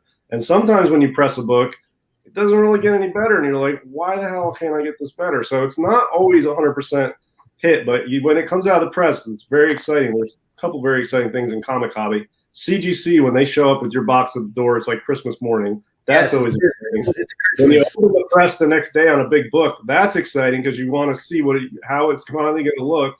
And whenever it comes out nice, it's such a relief and it's such a joy. It doesn't always happen though. Not a lot of times. Sometimes it doesn't get the improvement you want, or something didn't come out. You have to repress it or something. But when you get a good result on a book, it's very satisfying. And you put a lot of work into each book, and it doesn't always work out, but when it does, it's really satisfying. When you guys started pressing, did you think people in the community will be sending you books? How is that? Well, I was getting a lot of business from my LCS to begin with. From your LCS, so, right? Yeah, like I still get pretty good business. I have 3 customers that drop me off like between 20 and 90 books at a time. Wow. And then they just prioritize, go like, do these first, do these second, do these next. And I was like, okay. Yeah, I'm not a fan of that. I would start posting. I was just doing it for myself. I would post pictures before and afters of some stuff I pressed on my Instagram just to share it with the community. Right. And then I have a couple people in the community be like, hey, can you press a few books for me? I'm like, yeah, I'm not a pro, but I mean, if you want, I will. And you were more reluctant, right, DS? You were more reluctant. Yeah, I was more reluctant. I mean, look, I have confidence now as cleaning and pressing, but I'm still not super experienced. I mean, I've pressed less than like Erod was in the chat and Jimmy. Right. These guys are like pros compared to me. I'm still amateur level, but I get pretty good results. So I'll press for friends. They know, I'll do what I do, and it's low tech, but I'm thorough, and I work hard and I don't cut corners. So that helps to get good results. But then I'll get somebody like Matt, boy who had 7. He's asked me if I could press some for him, and I've pressed some for him before. I was like, sure. He sends me like 50 moderns to go like, oh, freaking nightmare. But he wanted to do a pre-screen, and we ended up narrowing down to like 30 books, I think. So I got 30, and I pressed those for him, and he ended up getting 27 out of 39.8. Wow. But yeah, that was a lot of work for me. That many books, like that's unusual. Usually, yeah, you're doing one at a time. That's got to be rough. Yeah, it took a long time. So usually, if a friend wants to send me some books, like Jay Hood was in the chat, I think he sent me 10 books. I got some books here for somebody else. They sent me 10 books. Sometimes somebody will send me 3 books or something. So I'm not a large operation here, and I'm not super quick, but yeah, like 60 to 90 books or whatever Jimmy's getting. I can't handle that. The biggest one I got was Matt, and I could barely handle that, man. I remember when you did 84's books, and it was almost like he didn't want to say who did them. It was almost like a secret and shit. But the cat's out of the bag, and now you're doing a little bit more. So yeah, but see, that's why I have people hitting me up all the time, be like, "Hey, or do you have open submission?" And I'm like, I really don't do this as a job. But I've got people waiting that want to send me some books, and some people have not wanted to wait and they'll send them somewhere else. That's fine. But, if I'm basically, my rule of thumb is if I'm free with my own stuff and I have some time and I don't really have a lot of stuff to work on, if a friend hits me up and wants me to press a few books for them, I will. But I'm not in business to do it. And I don't do a lot of them, and I have, I'm not real quick. So, but yeah, I don't mind helping people out, and I charge a little bit for my time, but yeah, I'm not like in the pressing business. But you also got to take it as a compliment, man, that they're trusting their books with you, because we just don't do that, We love these things. That's the thing. I always appreciate when somebody's willing to trust me with their book, and I take more care with other people's books than even with my own. Of course, because if I screw up one of my own books, so what? If I screw up somebody else's book, man, I'll feel so horrible. So I'm super, super careful and everything with other people's books, more so than even my own. Jimmy, this is the Fantastic Four. This is the FF1. So you guys see that giant tear in the center there? Of course. Right? So that's what it looked like on the front. And then where was the back one? 21. Here we go. Yeah. So you see that down the center? Yeah. And then that's the other side. Oh, Jesus. That's the front cover. Right? And it goes into the paper. It's just smashed through. And that's the back. That's the other side of the back cover. Jesus, yeah, it's through the whole book. Yeah. And you got a. But it had good bones. I mean, look. I mean, like the centerfold was in there real nice and everything. It had a good look to it. I mean, it was just obviously it was a little dirty. The foxing and everything obviously couldn't get anything about. But I was able to lay that down and just make it look nicer. So yeah, it really kind of worked out. Yeah, that's really nice. Good staple placement on that too. Like the staples look solid. The spine is good. So that's a pressing candidate. But yeah, that's the fact that the staples aren't offset on a Silver Age book is just a godsend to begin with. Yeah, I'll tell you, I don't know. This is after me, but when the staples are, I call them facing staples. I don't know if there's a name for it, but sometimes the staples are all the way on the front cover. They're not on the edge. Front or back covers, yeah. Very iffy to press those because I don't want to press the staples through the paper because now I have to put pressure on the front of the book, and the staples are on top of the book, and it presses that staples into the paper, and you can pop them.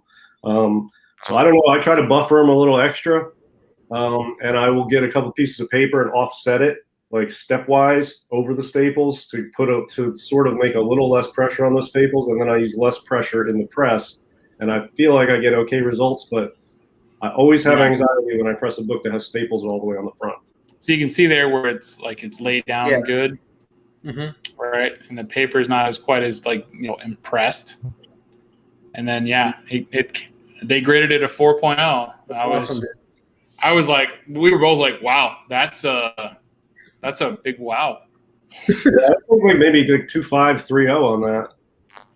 At the beginning, because hey, my Fantastic 448 has less damage to it, and it got a 2.5. Wow. Guys, we've been going on for 2 hours.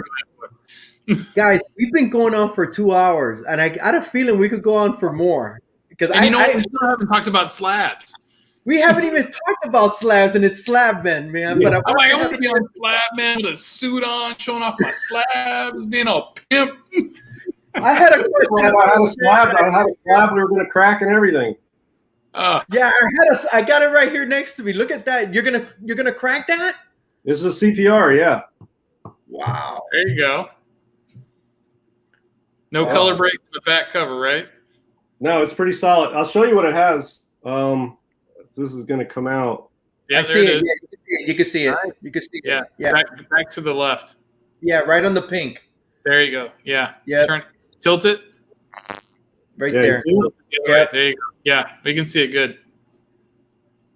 Yeah, it's the whole area. Yeah, it is. My Dirty Pair Run from the Future #1 Adam Hughes variant. That's the homage of the Planet Comics #1 from Dave Stevens. Had an impression like that, and it was a 9.4, and I pressed it out to a 9.8, and that's on cardstock. Yeah, here's the spine on the back. It's great. Oh, that's beautiful. Yeah, it looks great. It's just that pink. Oh, You see what I'm not saying? a single tick. It's Not a got, single tick. That's gorgeous. This is the corner. Even that's just the that's the only real damage, and then this corner is minor. Yeah, even that. Yeah, they can't. That's like I said. That's 9/9/10 territory. Look, you can see it right there too. Look, right there, you can see it as Oh, yeah. well. Yeah, it's a nice big And there's smash. like a vertical one that goes with that too. Too bad it's not a newsstand. Yeah, I know. So that, I think, I normally wouldn't mess with a 9.6 ASM 300. This is not mine, but when he sent it to me to CPR it, I'm like, well, let me take a look, see if it needs it. I'm looking at it, I'm like, yeah, this has got a shot. This has a shot at a 9.8. I'm actually finishing up a CPR video for an ASM 300 right now. I just had to get a picture from him. I forgot to take it when I got it, but it was a customer book. I took it from an 8.0 to a 9.2. Oh, nice. So my next art of CPR video is premiering after this video. Yeah, I've gotten kind of soured. The last couple CPRs I did, I've gotten the same grade or a lower grade, and it's not because I've screwed them up. I've improved a couple for grading standards. Yeah, I mean, I cracked out an FF112 that was an 8.5 white pages, and it only had like one little dent. They had some non-fixable stuff, but it had like one little dent or fold sort of at the bottom, which I got out. And then they gave me an 8.0 off-white to white. They dropped it half a point and dropped the page quality, so that was not a success. And depending on how old the slab was, the page quality could have been. Yeah, the page quality could have been. Worst thing when they lose page quality? I think that would suck. When you get They used to work off of the Overstreet whitening level cards, right? The owl cards. Right. And then what they've done is they've gone back. I wouldn't say that they've thrown that out altogether. What they've done is they've added in addendums to that to encompass other companies' poorer quality paper, right? Like Charlton Comics had a much poorer quality of paper that never was white to begin with. So they had to take samples of what that looked like over time to go, okay, you know what? Blah, blah, blah, blah, blah. This is what it is. No, I did not coin that term, but yeah, another thing is I use it a lot. I think they should, on the back of the slab, let me show you my idea. So, you're on your back of your slab, up here where there's all this empty space. Right. They should put a rectangle that represents the book and make it a grid of 3x3. And then put X's or something in the grid where the differences are. Because, for example, you kidding me? That would be way too much effort. I can't even get them to write down the shit that's wrong. When you have off-white to white, it means that some of the paper inside is off-white, and most of it's white. So it's usually the edges, but it may not be the entire edge all the way around the book. It might just be, the top of half of this edge. If you have slightly brittle, it might just be one corner that has slight brittleness, and the rest is creamed off. Yeah, I get that. Now, if they had that, instead of saying off-white to white, or they could say off-white to white, then put an X where the off-white is. And maybe it's the whole edge. Maybe it's just going to be one box checked off. Maybe it's most of it and there's only one part that's white. Off-white to white or cream to off-white or slightly brittle, it only tells you that there is part of the book inside, out of all the pages and all the paper, that has it. That is cream. Mm-hmm. And then the rest of it's off-white. Now, it doesn't tell you how much that is. So when I send a book in that's white and it comes back off-white to white, I know there can't be much of it that they're determining is off-white because the last time it got white. So it's pretty uniform paper throughout. So there's got to only be one little area where it's a slightly darker shade that they're calling off-white. Like I said, I mean, if they're still I would treating, like to see something like that. treating because not graders all- notes as an option, like at the just what did they say? It's at the sorry, The discretion? yeah, the discretion of the grader. And I go, I'm sorry, I have a high enough account that when it says grader's notes, I want grader's notes. Yeah. And if it's a 9.2 modern book, you damn well better tell me what the hell is wrong with this thing, not just go, oh, well, it's a 9.2. You should Right. know what's wrong with it. No, I don't freaking know what's wrong with it. Right. If it's a 9.6, I know it's got a couple of, it's got a defect or so. I'll hunt for that defect. But on a book that I can't see anything wrong with, and it's a 9.2, and you didn't write anything down, come on. Yeah, I generally think Yeah. 9.4 and up, I'm fine without grader's notes. I know a lot of people want them on everything. It's obvious when it's a 9.4 and up, right? Like you That's can what I tell. think. When it's a 9.4 and up, I don't need them to tell me what's wrong with the book. Yeah. It's a 9, But if it's internal, for the love of God, tell me it's inside the book. Yeah. So, but if you have a 9.0, I want some grader's notes on a 9.0 because there's enough wrong that may not be easy to tell in the slab or whatever. But 9.4 and up, I'm okay with no notes because you should be able to look at a 9.4. It's such a high grade book that you can tell, and you may disagree with it, but you'll be able to see what's wrong with it. You just might think that it should be a 9.6 and they gave it a 9.4 or whatever, but I don't need notes on a 9.4 and up. I get a 9.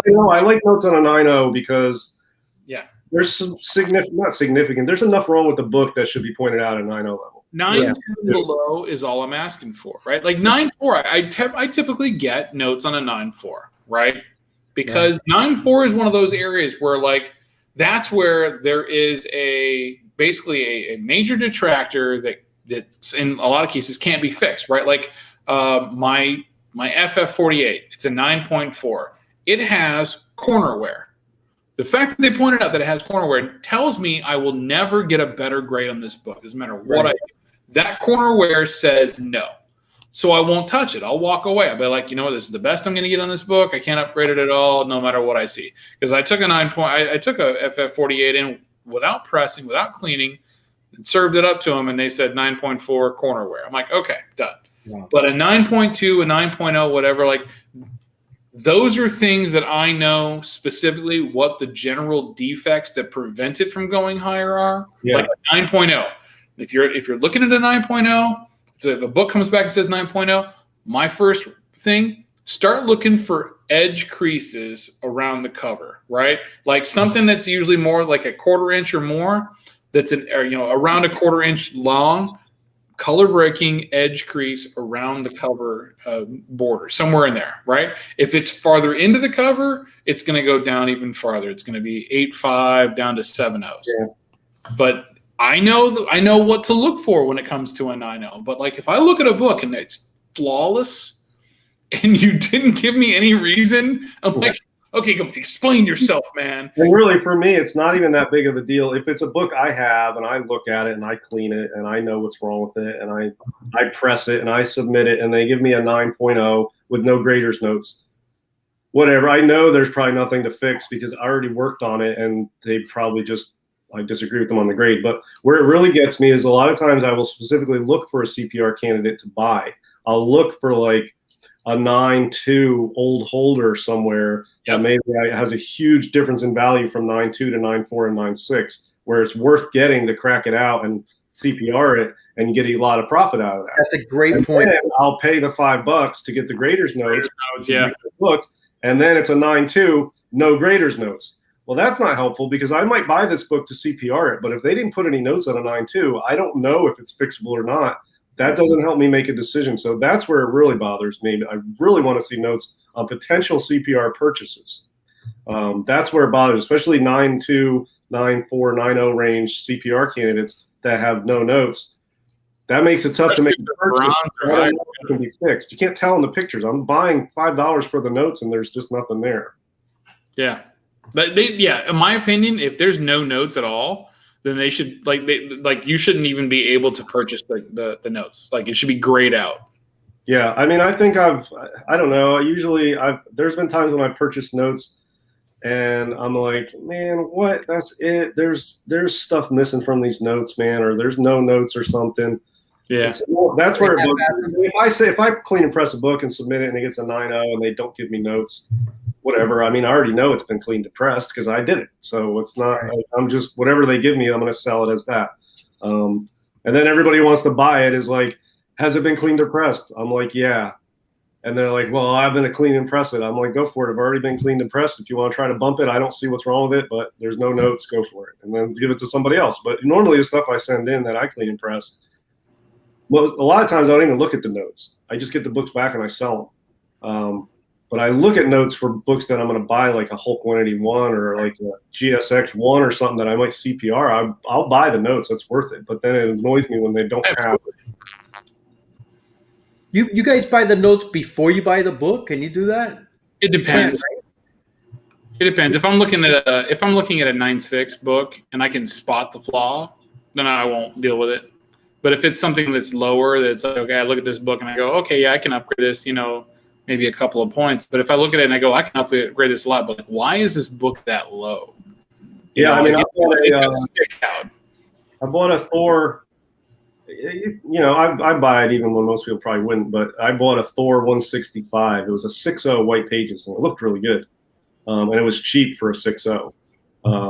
I bought the notes, and the main thing about the notes, other than stuff that couldn't be fixed, which seemed minor, and I could see them in the photos, was soiling front cover, soiling back cover. That was the majority of the notes, and it looked kind of dirty. And I was like, man, I think most of this grade is just dirt.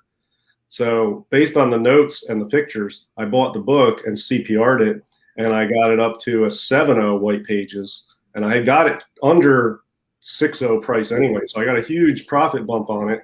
Not thousands of dollars. I got hundreds of dollars. Yeah, I got hundreds of dollars of profit. I had more than doubled my money on that book, I think. And that was worth it to buy the notes because the book looked like it was better than a 6.0. Maybe there's something funky. Then we buy the notes and check. And all it had was some minor stuff and soiling. And I got all the soiling off and I got the bump. And so I probably wouldn't have done that if I hadn't bought the Graders notes. Can you buy Graders notes not being a CDC member? I think so. I might cost more. I think I've only paid $5. That's what they usually is. That's what it's $5. I've seen. Wait, I want to say I've seen a cost higher than that too. I think people say it costs $10. I think that's maybe people who aren't members. I don't know. Yeah, that might be the case. Is that because I'm always logged in when I go do it. So yeah, I think it's $5. It's worth it. I mean, $5. I do it several times a year. I don't do it every day, but I mean, yeah, for CPR candidates, I just only use it for CPR candidates in old cases. That's the only reason. Several times a year, I'll do it. $5 is worth it. Yeah, I mean, if you're looking to make a purchase that's in the hundreds of dollars, yeah, you're making a $5 deposit. Even if you're negotiating that, right, that $5 is worth it in the long run. Even if it could tell you something that the lack of it itself could be something that's important too. Yeah, but then when they change the scale and I buy a book and then I CPR it and I make it better and the grade drops, that's happened to me a few times. I haven't done a CPR for myself in a few months because I just got annoyed and soured on the last 3 I did that they screwed me on. I've had 3 CPRs lifetime that didn't come back higher. And it was one of those things where it's like, that probably should have been at least a little bit higher. Like one of them, I know totally wasn't right. Jimmy, can I say something? I really don't want to say it, but I gotta tell you, when you get a grade that's not what you expect, bro, it's fucking priceless. Bro. Okay, let's be honest. Let's be honest. It's some of the best YouTube out there. I freaking love it, dude. I have that book. I have my desk in my office, and I have a rack of slabs on the wall, and I have Tech 880 right there, eye level, so I can look at it and go, "I'm gonna fucking call them one day." Dude, your reaction. Bullshit! It's a 9.2 with no notes. Bro, your reactions are the best, dude. It hurts. It hurts that it's funny, dude. That one and the He-Man book. I think the most painful, right? It was like, wait, what? Dude, it's like, everything just goes silent. It's crickets, bro. Yeah, like Oh, shit. Jimmy's gonna break. Yeah, something. I think I've had three CPR fails ever, and it was the last 3 in a row. Yeah, So I'll make this statement right out to everybody. Just because it's old label CGC does not mean it's gonna get a bump. Just Very because it's before people started deciding to do cleaning and pressing doesn't mean it will go up, right? Yeah. Because there are some standards that change over time in the grading process where, like, for example, I had a personal GI Joe #1, right? That was a 9.6. I saw a big old bend in the cover in the spine. I'm like, I'll press that out. It should come up to a 9.8. But the grading standards had changed that if you have a significant enough color break on the spine, just one, it's not going to be a 9.8 ever. And that's what the situation was. I cleaned and pressed it up to a current 9.6 is what happened. Yeah. Right. But there's other ones with the old, like the Gen 1 labels that I've done that I've gotten 0 give on. Just I'll because tell you, I backed out an old label Champions 1 that was a 9.6 off white to white, and I pressed that, and it really didn't improve grade wise. I got a little dirt off the back corner, very slight, and then there was the tiniest little thing, but essentially it didn't really improve much. So was that the first one that you did? Huh? Was it the first Champions one you did? Yeah, I was 9.6 off white to white. They gave me a 9.8 white. So, and then Matt bought that because it was 9.8 white pages. Okay, yeah. Yeah. And then, I had a couple from JP that sent me that were already in new holders, and I CPR'd them, and I bumped his lowest lane 70 from a 6.0 to a 7.5. And that was huge. Well, yeah. there was enough that if it was a 7.5, that meant there was only a slight color break somewhere on the cover. Yeah, yeah. Right. Whereas the rest of the book, there was enough damage going on to the rest of the book in terms of bends or whatever and dirt and debris that it brought it down to that 6. So that's a prime candidate. But you have to know your thresholds. You have to study grading enough to know your thresholds that if you're going to go out and look to CPR a book, like, I'm going to go buy this, 4.5 and get a 5.5 out of it, and I'm going to get a $1,000 bump. You got to know that you can actually get that because you got to know what a threshold on a 5.5 is or whatever grade it is. You got to know what defects are allowed in that grade. So buy the Overstreet grading guide, study the shit out of it. And that's why I'll buy CPR candidates if I have a really good idea that there's room. But otherwise, I don't just willy-nilly buy old labels, old holders to CPR and think I'm in an automatic bump. I generally just try to buy books at really good value, and whether they're new holders or old holders. And when I get them, I will always review every slab for a CPR possibility. And most of the CPRs I do are just books I bought at good prices at that grade. And then, hey, this might also be a CPR candidate. It's rare that I specifically buy a CPR candidate. That's the exception to what I do for purchasing. But when I do it, I usually will buy the notes. But usually all my CPRs, for the most part, are just books I bought at good value as they sit. And then I just review them anyway. And some of them I'm like, yeah, I think I can bump this. And the last 3 that I thought I could bump, I didn't. And I made them better and got lower grades than that were the same grade. And that annoyed me. So I'm kind of off of CPRs right now because I'm just salty about it. But when you're going to do a CPR, what's the financial value? Like, let's say how much bump you think you could get. Like, are you going to do a CPR for $50? Let's say from a 4 to a 4.5. What's the dollar? What's the dollar value that you would consider doing a CPR? I think I could do this. What's worth it? Because you got grading. Yeah, the grading fees, right? That's okay. So I'm not going to CPR a modern book unless it's something, number one, that I want in my collection. I like that Dirty Pair Run from the Future Adam Hughes, right? Like, I bought it in a 9.6, got it at this price. I wanted it in a 9.8. I bought it at a 9.6 or a 9.4 actually. I bought it at a 9.4. That was a good enough grade that the price was low enough to where I wanted to spend on it, and there was something I could do to bump it up. I didn't know if it was going to get a 9.8. But I knew I could probably get at least a 9.6 out of it. And that was just more like, I probably still would have been okay with the 9.4 because it's a cool cover, and like the 9.4 wasn't going to hurt it. But when you're looking at books of value, like for example, DS can answer this better than I can. Like when he's looking at golden age books and whatnot, right? You've got to look at the overall, of the book and the damage to the book to see if it's worth doing. If for us, from a flipping perspective, it's okay. Can I do anything to this book? Like if it's a 3.0, can I get it to a 4.0? And what money will I make on that if I sell it? Because I gotta crack it out. I got my time involved. I gotta send it into CGC. So now I've got that money involved, and the higher value of the book, the higher money that costs, right? Because you're going up in tiers to cover your insurance, and then shipping, selling it, losing 10% to Shortbox or eBay or whoever, right? Still being able to make profit on top of that. So it's got to be a significant enough bump in general. It's a lot. Yeah, it's a lot. You have to really think this through. And if it's in your personal collection, who gives a shit, right? Right. It's not just a straight amount of money for me, because I did a video on this a while back, the risks and rewards of CPR.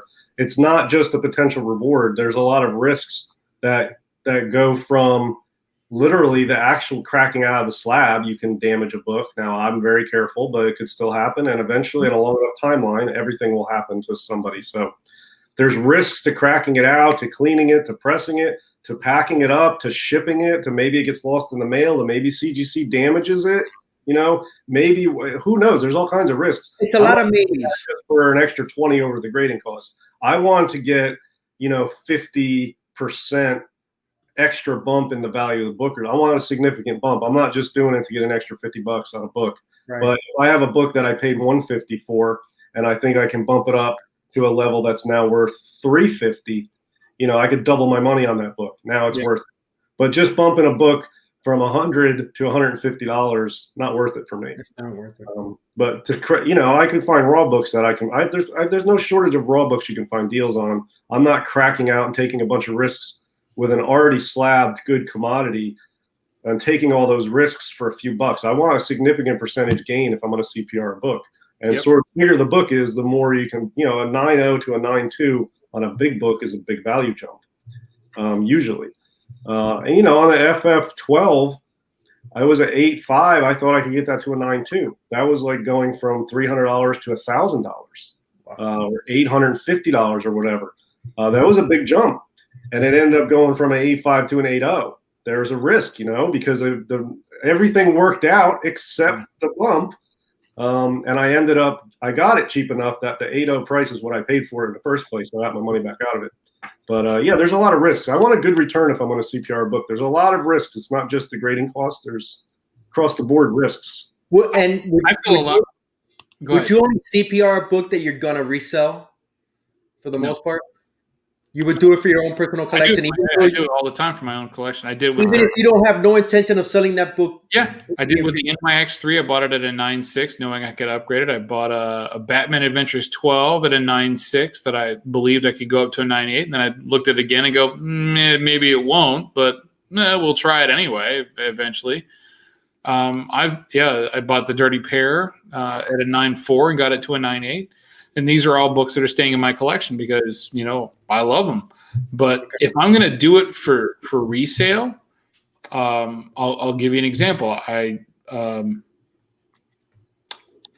going to do it for resale, it has to be in hand, right? Like I've got to be able to look at it, right? Which is why I haven't done any of that for the last year and a half, because there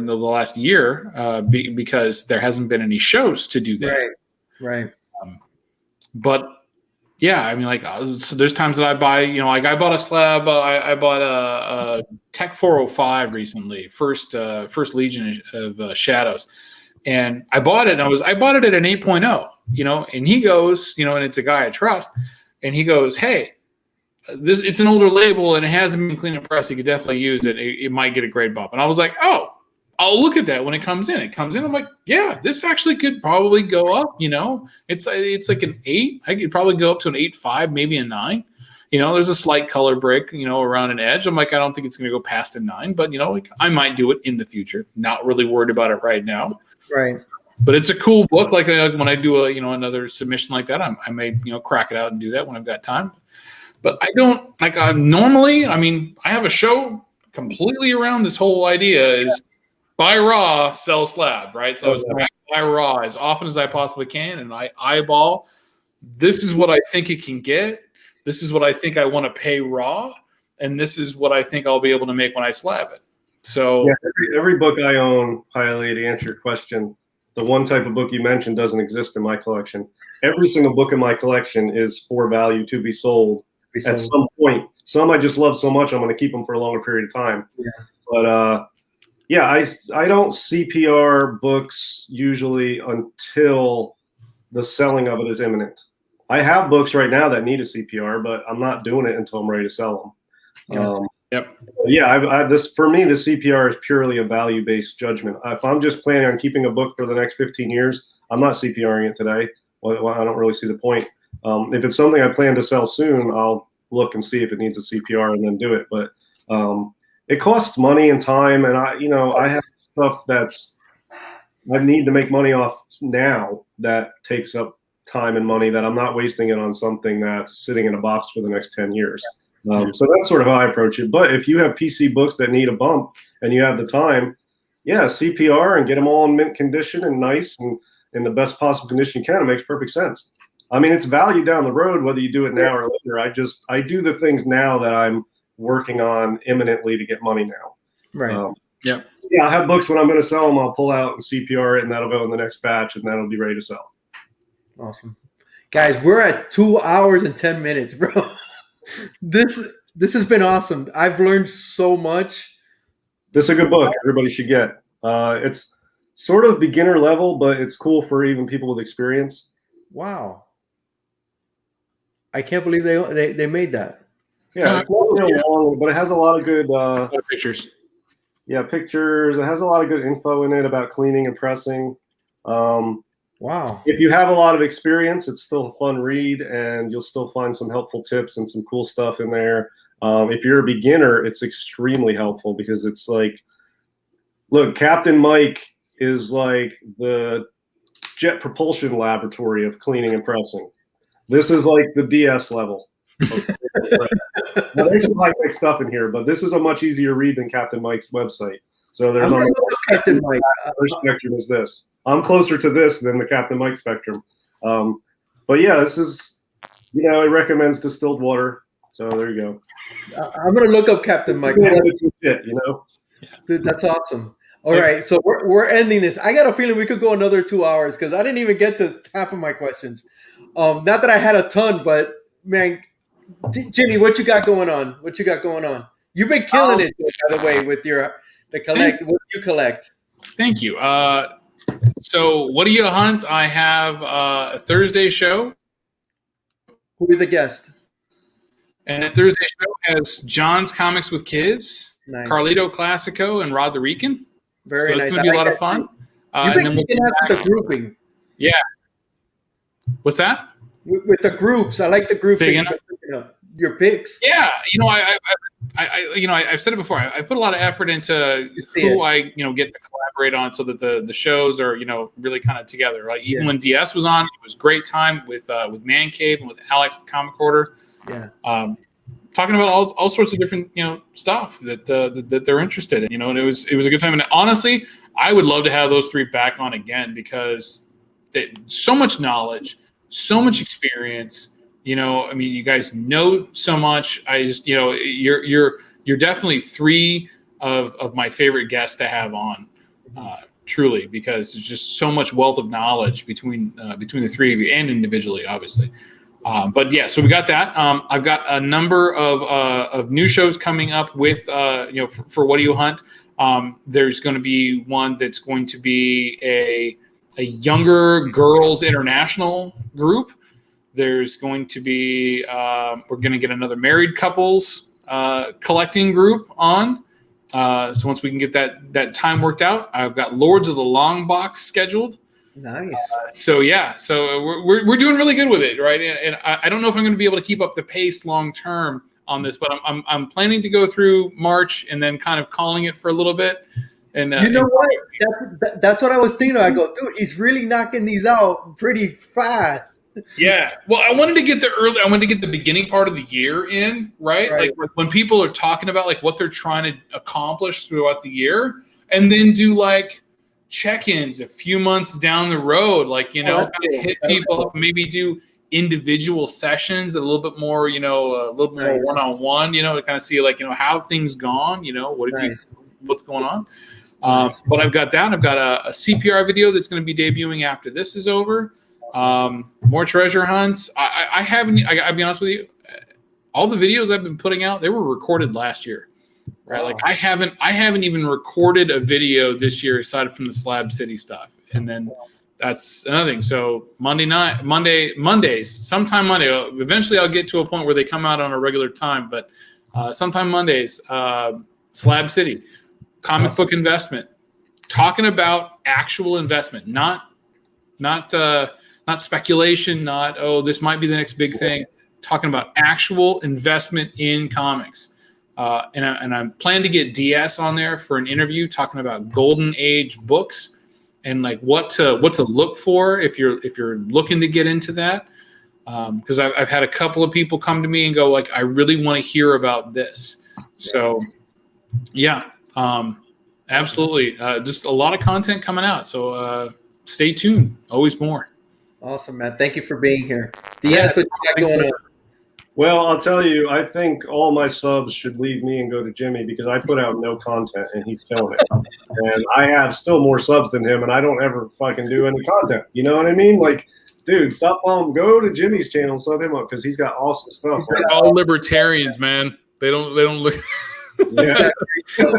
They're there for the rant. I don't have a lot of content that I don't have shows I do. I'm on the No Faces chat on Mondays. I'm usually on Golden Guys Tuesday night, and then random shows like this with you guys. So I try to catch live shows when I can and participate and support people. But yeah, I don't really have anything planned. I mean, I really like this upcoming show that Jimmy's doing about comic book investing because lately what I've been doing is more thinking about just pure investing instead of flipping and specking and all this other stuff, just buying bigger stuff. And I've been doing that. I've got 2 SS4s. I got an FF48. I got an FF1. That's sort of the beginning of where I've started to buy some Silver Age stuff into just pure investing. And I've been doing really well in the values of these. So I'm going to continue to try to do that. And other than that, I mean, I don't know. I don't really have anything coming up. Looking forward to going to some cons this year and just Yes. I'm looking forward to Heroes Con in June. I really hope it goes forward because it's still scheduled. It's still scheduled for June. Yeah, it hasn't been canceled yet, as far as I know. Last time I checked, so I'm looking forward to that. I'm kind of just been selling stuff and trying to just make some wise investments. I'll tell you one other thing I've been getting into. I've been looking into this whole card thing about these Marvel trading cards. Mm-hmm. I think there's something to it. I'll tell you, I think there's something to it, and I am going to start looking into that. There's a lot of different card sets from the 80s on that I think I've been researching it lately, and there's a legit interest really growing in a lot of these, and I'm really going to start looking into that. So you might see some of that stuff from me. I might put some money into some of that. I'm not going to buy a PSA 10 Deadpool X-Force card. Right. I'm not talking about that, but it made me look deeper into it, and I think there's a legit card market starting to blossom for non-Pokemon, non-sports cards. Right on. It seems that way, don't it? I want to dovetail off of what DS said because so my last video from last Monday, episode 2, was all about blue chip comic investment, right? And really solid, important information about like what that actually means and what it means to you as a investor, right? And holding on to that. And episode 1 was all about talking about why it's good to invest into assets, right? Mm-hmm. Don't just invest in stocks and bonds, right? Assets hold value over time, period, right? Those SS4s for DS are going to go up in value and not stop. They may not, they may not swell like, 40, 60, 300% over the next couple of years, but they will steadily climb in value and stay with a recession market. So, and the whole I paid $2,100 for that. I have a 9.2 white pages. I paid $2,100 for. I think the last sale was $3,400. Exactly. This thing, I think I could sell. I'm planning on selling this year. To me, and I think right now I could get 50 to 60% return on this, but I really think I can get 100% return on this book from what I paid into it in December. So that's sort of what I've been doing. Now, the only thing that goes along with it is it's not as day-to-day exciting of a hustle because you're buying one big thing and sitting on it. And it's like sometimes I come in my comic room if I don't have stuff to press or clean or whatever, or something's in the press. And I just come in here and I'm like, man, what can I do? And I'm like, well, I got the FF1 there. I got some Golden Age books. I'm like, yeah, nothing. I'll go back out on the couch, watch TV. Do you know what I mean? It's not quite as exciting. Yeah. DS loves the hustle, but he won't hunt until like the wee hours of the nighttime when people aren't paying attention. Yeah, I do like late night eBay auctions and late night hunter. Yeah. But no, I keep track of a lot of online stuff, but I don't do a lot of in the wild hunting. But I really like to go to 2 cons a year, Heroes Con in Baltimore. So hopefully those go this year. Awesome. But yeah, stuff like this is what I'm planning on doing this year. Bigger investment type books. So we'll see how it goes. I'm off to a good start with this one. When I got back into comics like 5 years ago, the guy in my shop had one. I think it was like right in that range. Damn, I should have got it. Yeah, I mean, this one is creamed off white, cover detached.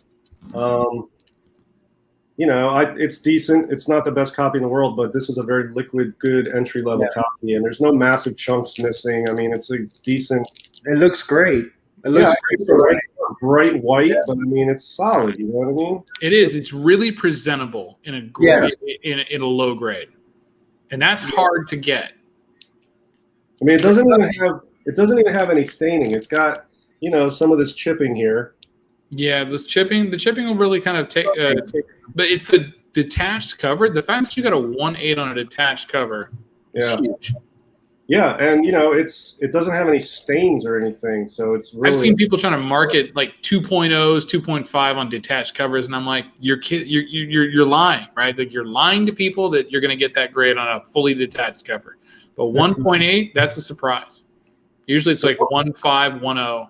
That book looks great, man. There's nothing detracting from it. There's nothing that detracts. It's beige. Yeah. It's just not bright white, but I mean, go look at some of the ones on eBay, the 1.0s, the 1.5s, the 1.8s. There's a serious craze. Rust bleed on the staple area. This one doesn't have any staining. It's just got some structural issues around the sides, but if you hang this up, man, it's a good looking copy for a low grade. So that's why I bought it. I got a good price on this, I thought. So yeah, man, it's nice. Congrats. So yeah, I will buy that off you right now for 20% over what you paid. 20% would be well, you already know what I paid for it. Yep. That's why I'm gonna get a no on. Yeah, that's a no on that. I think I could probably get 35% over what I paid, probably close 30%. But I think it's still my final offer. Yeah, still marinating here. It's good for now. Absolutely. Dude, guys, man, I cannot thank you enough. I can't believe how fast those 2 hours. I learned a lot, and I got a feeling, not that I'm going to start pressing, but I just wanted to put this out there. I do not have the patience, but man, you guys are too humble. It's a lot that goes into it. All right? You guys have gone over so much stuff, and you guys are way too humble. You're downplaying it. It's not as simple. We got into water solutions. We got into heat. We got into the coils. It's a lot more into it, and your passion for it shines, bro. I really enjoy it. It's really a fun in the chat. He said, "Practice, practice, practice." Right. That's all it really is. It's a lot of effort. But you guys are like artisans in that, your equipment. You could see the passion that you guys got for it. Well, yeah, and to encourage anybody who's afraid to take the dive and give it a shot, let me tell you, I bought what is probably the crappiest press you can get. It's a piece of junk. Literally, it pops open sometimes. I had to buy a vise to hold it closed. So when are you going to invest in a new press? I did. I bought a new press for $500, and it's a piece of junk. It doesn't work as good as this one. Nice. I don't know, man. I bought a swing away, and I don't feel like I get as much pressure that I need for certain books. That it's I don't do the now. swing away. I do the clamshell 24-inch plate. Yeah, so I bought a new press for $500. But I'll tell you, I got a crap press. I don't use distilled water. And when I first started, I didn't practice on a ton of books. I practiced on like 2. And then I was like, man, let me just try a real one. F this. And I just started with real books. And I was like, yeah, we're good. I'm not messing around. So look, I have a crappy press. I'm using tap water. And I virtually had no practice. And I can do it. Anybody can do it. It's really nice. But you can work your way up to the higher levels. There's what you can go as far as you want in this endeavor. You know, I'm not trying to be the NASA of pressing, but you can if you want to. There's no end to how sophisticated and intricate you can get in cleaning and pressing. I stick to the basics, and I just try to get some improvement. Yeah, it works. It's pretty easy to get improvement. It's difficult to get perfection. Awesome. I will say that I wear my NASA shirt when I press. I figured that, Jimmy. But guys, thank you so much. What's that? I know you have a NASA T-shirt. Yeah, and a cup. I have a coffee cup from Houston. Guys, thank you so much, man. Hey, everybody in the chat tonight, thank you so much. Just showed up. Come on, we got to showed up at the end. Comic Book 62 at the end. Werewolf by lunchtime at the end. But that's all right. Catch the replay. A ton of knowledge. Man, I cannot thank you guys enough. Thank you so much, everybody on the rewind, everybody in the chat.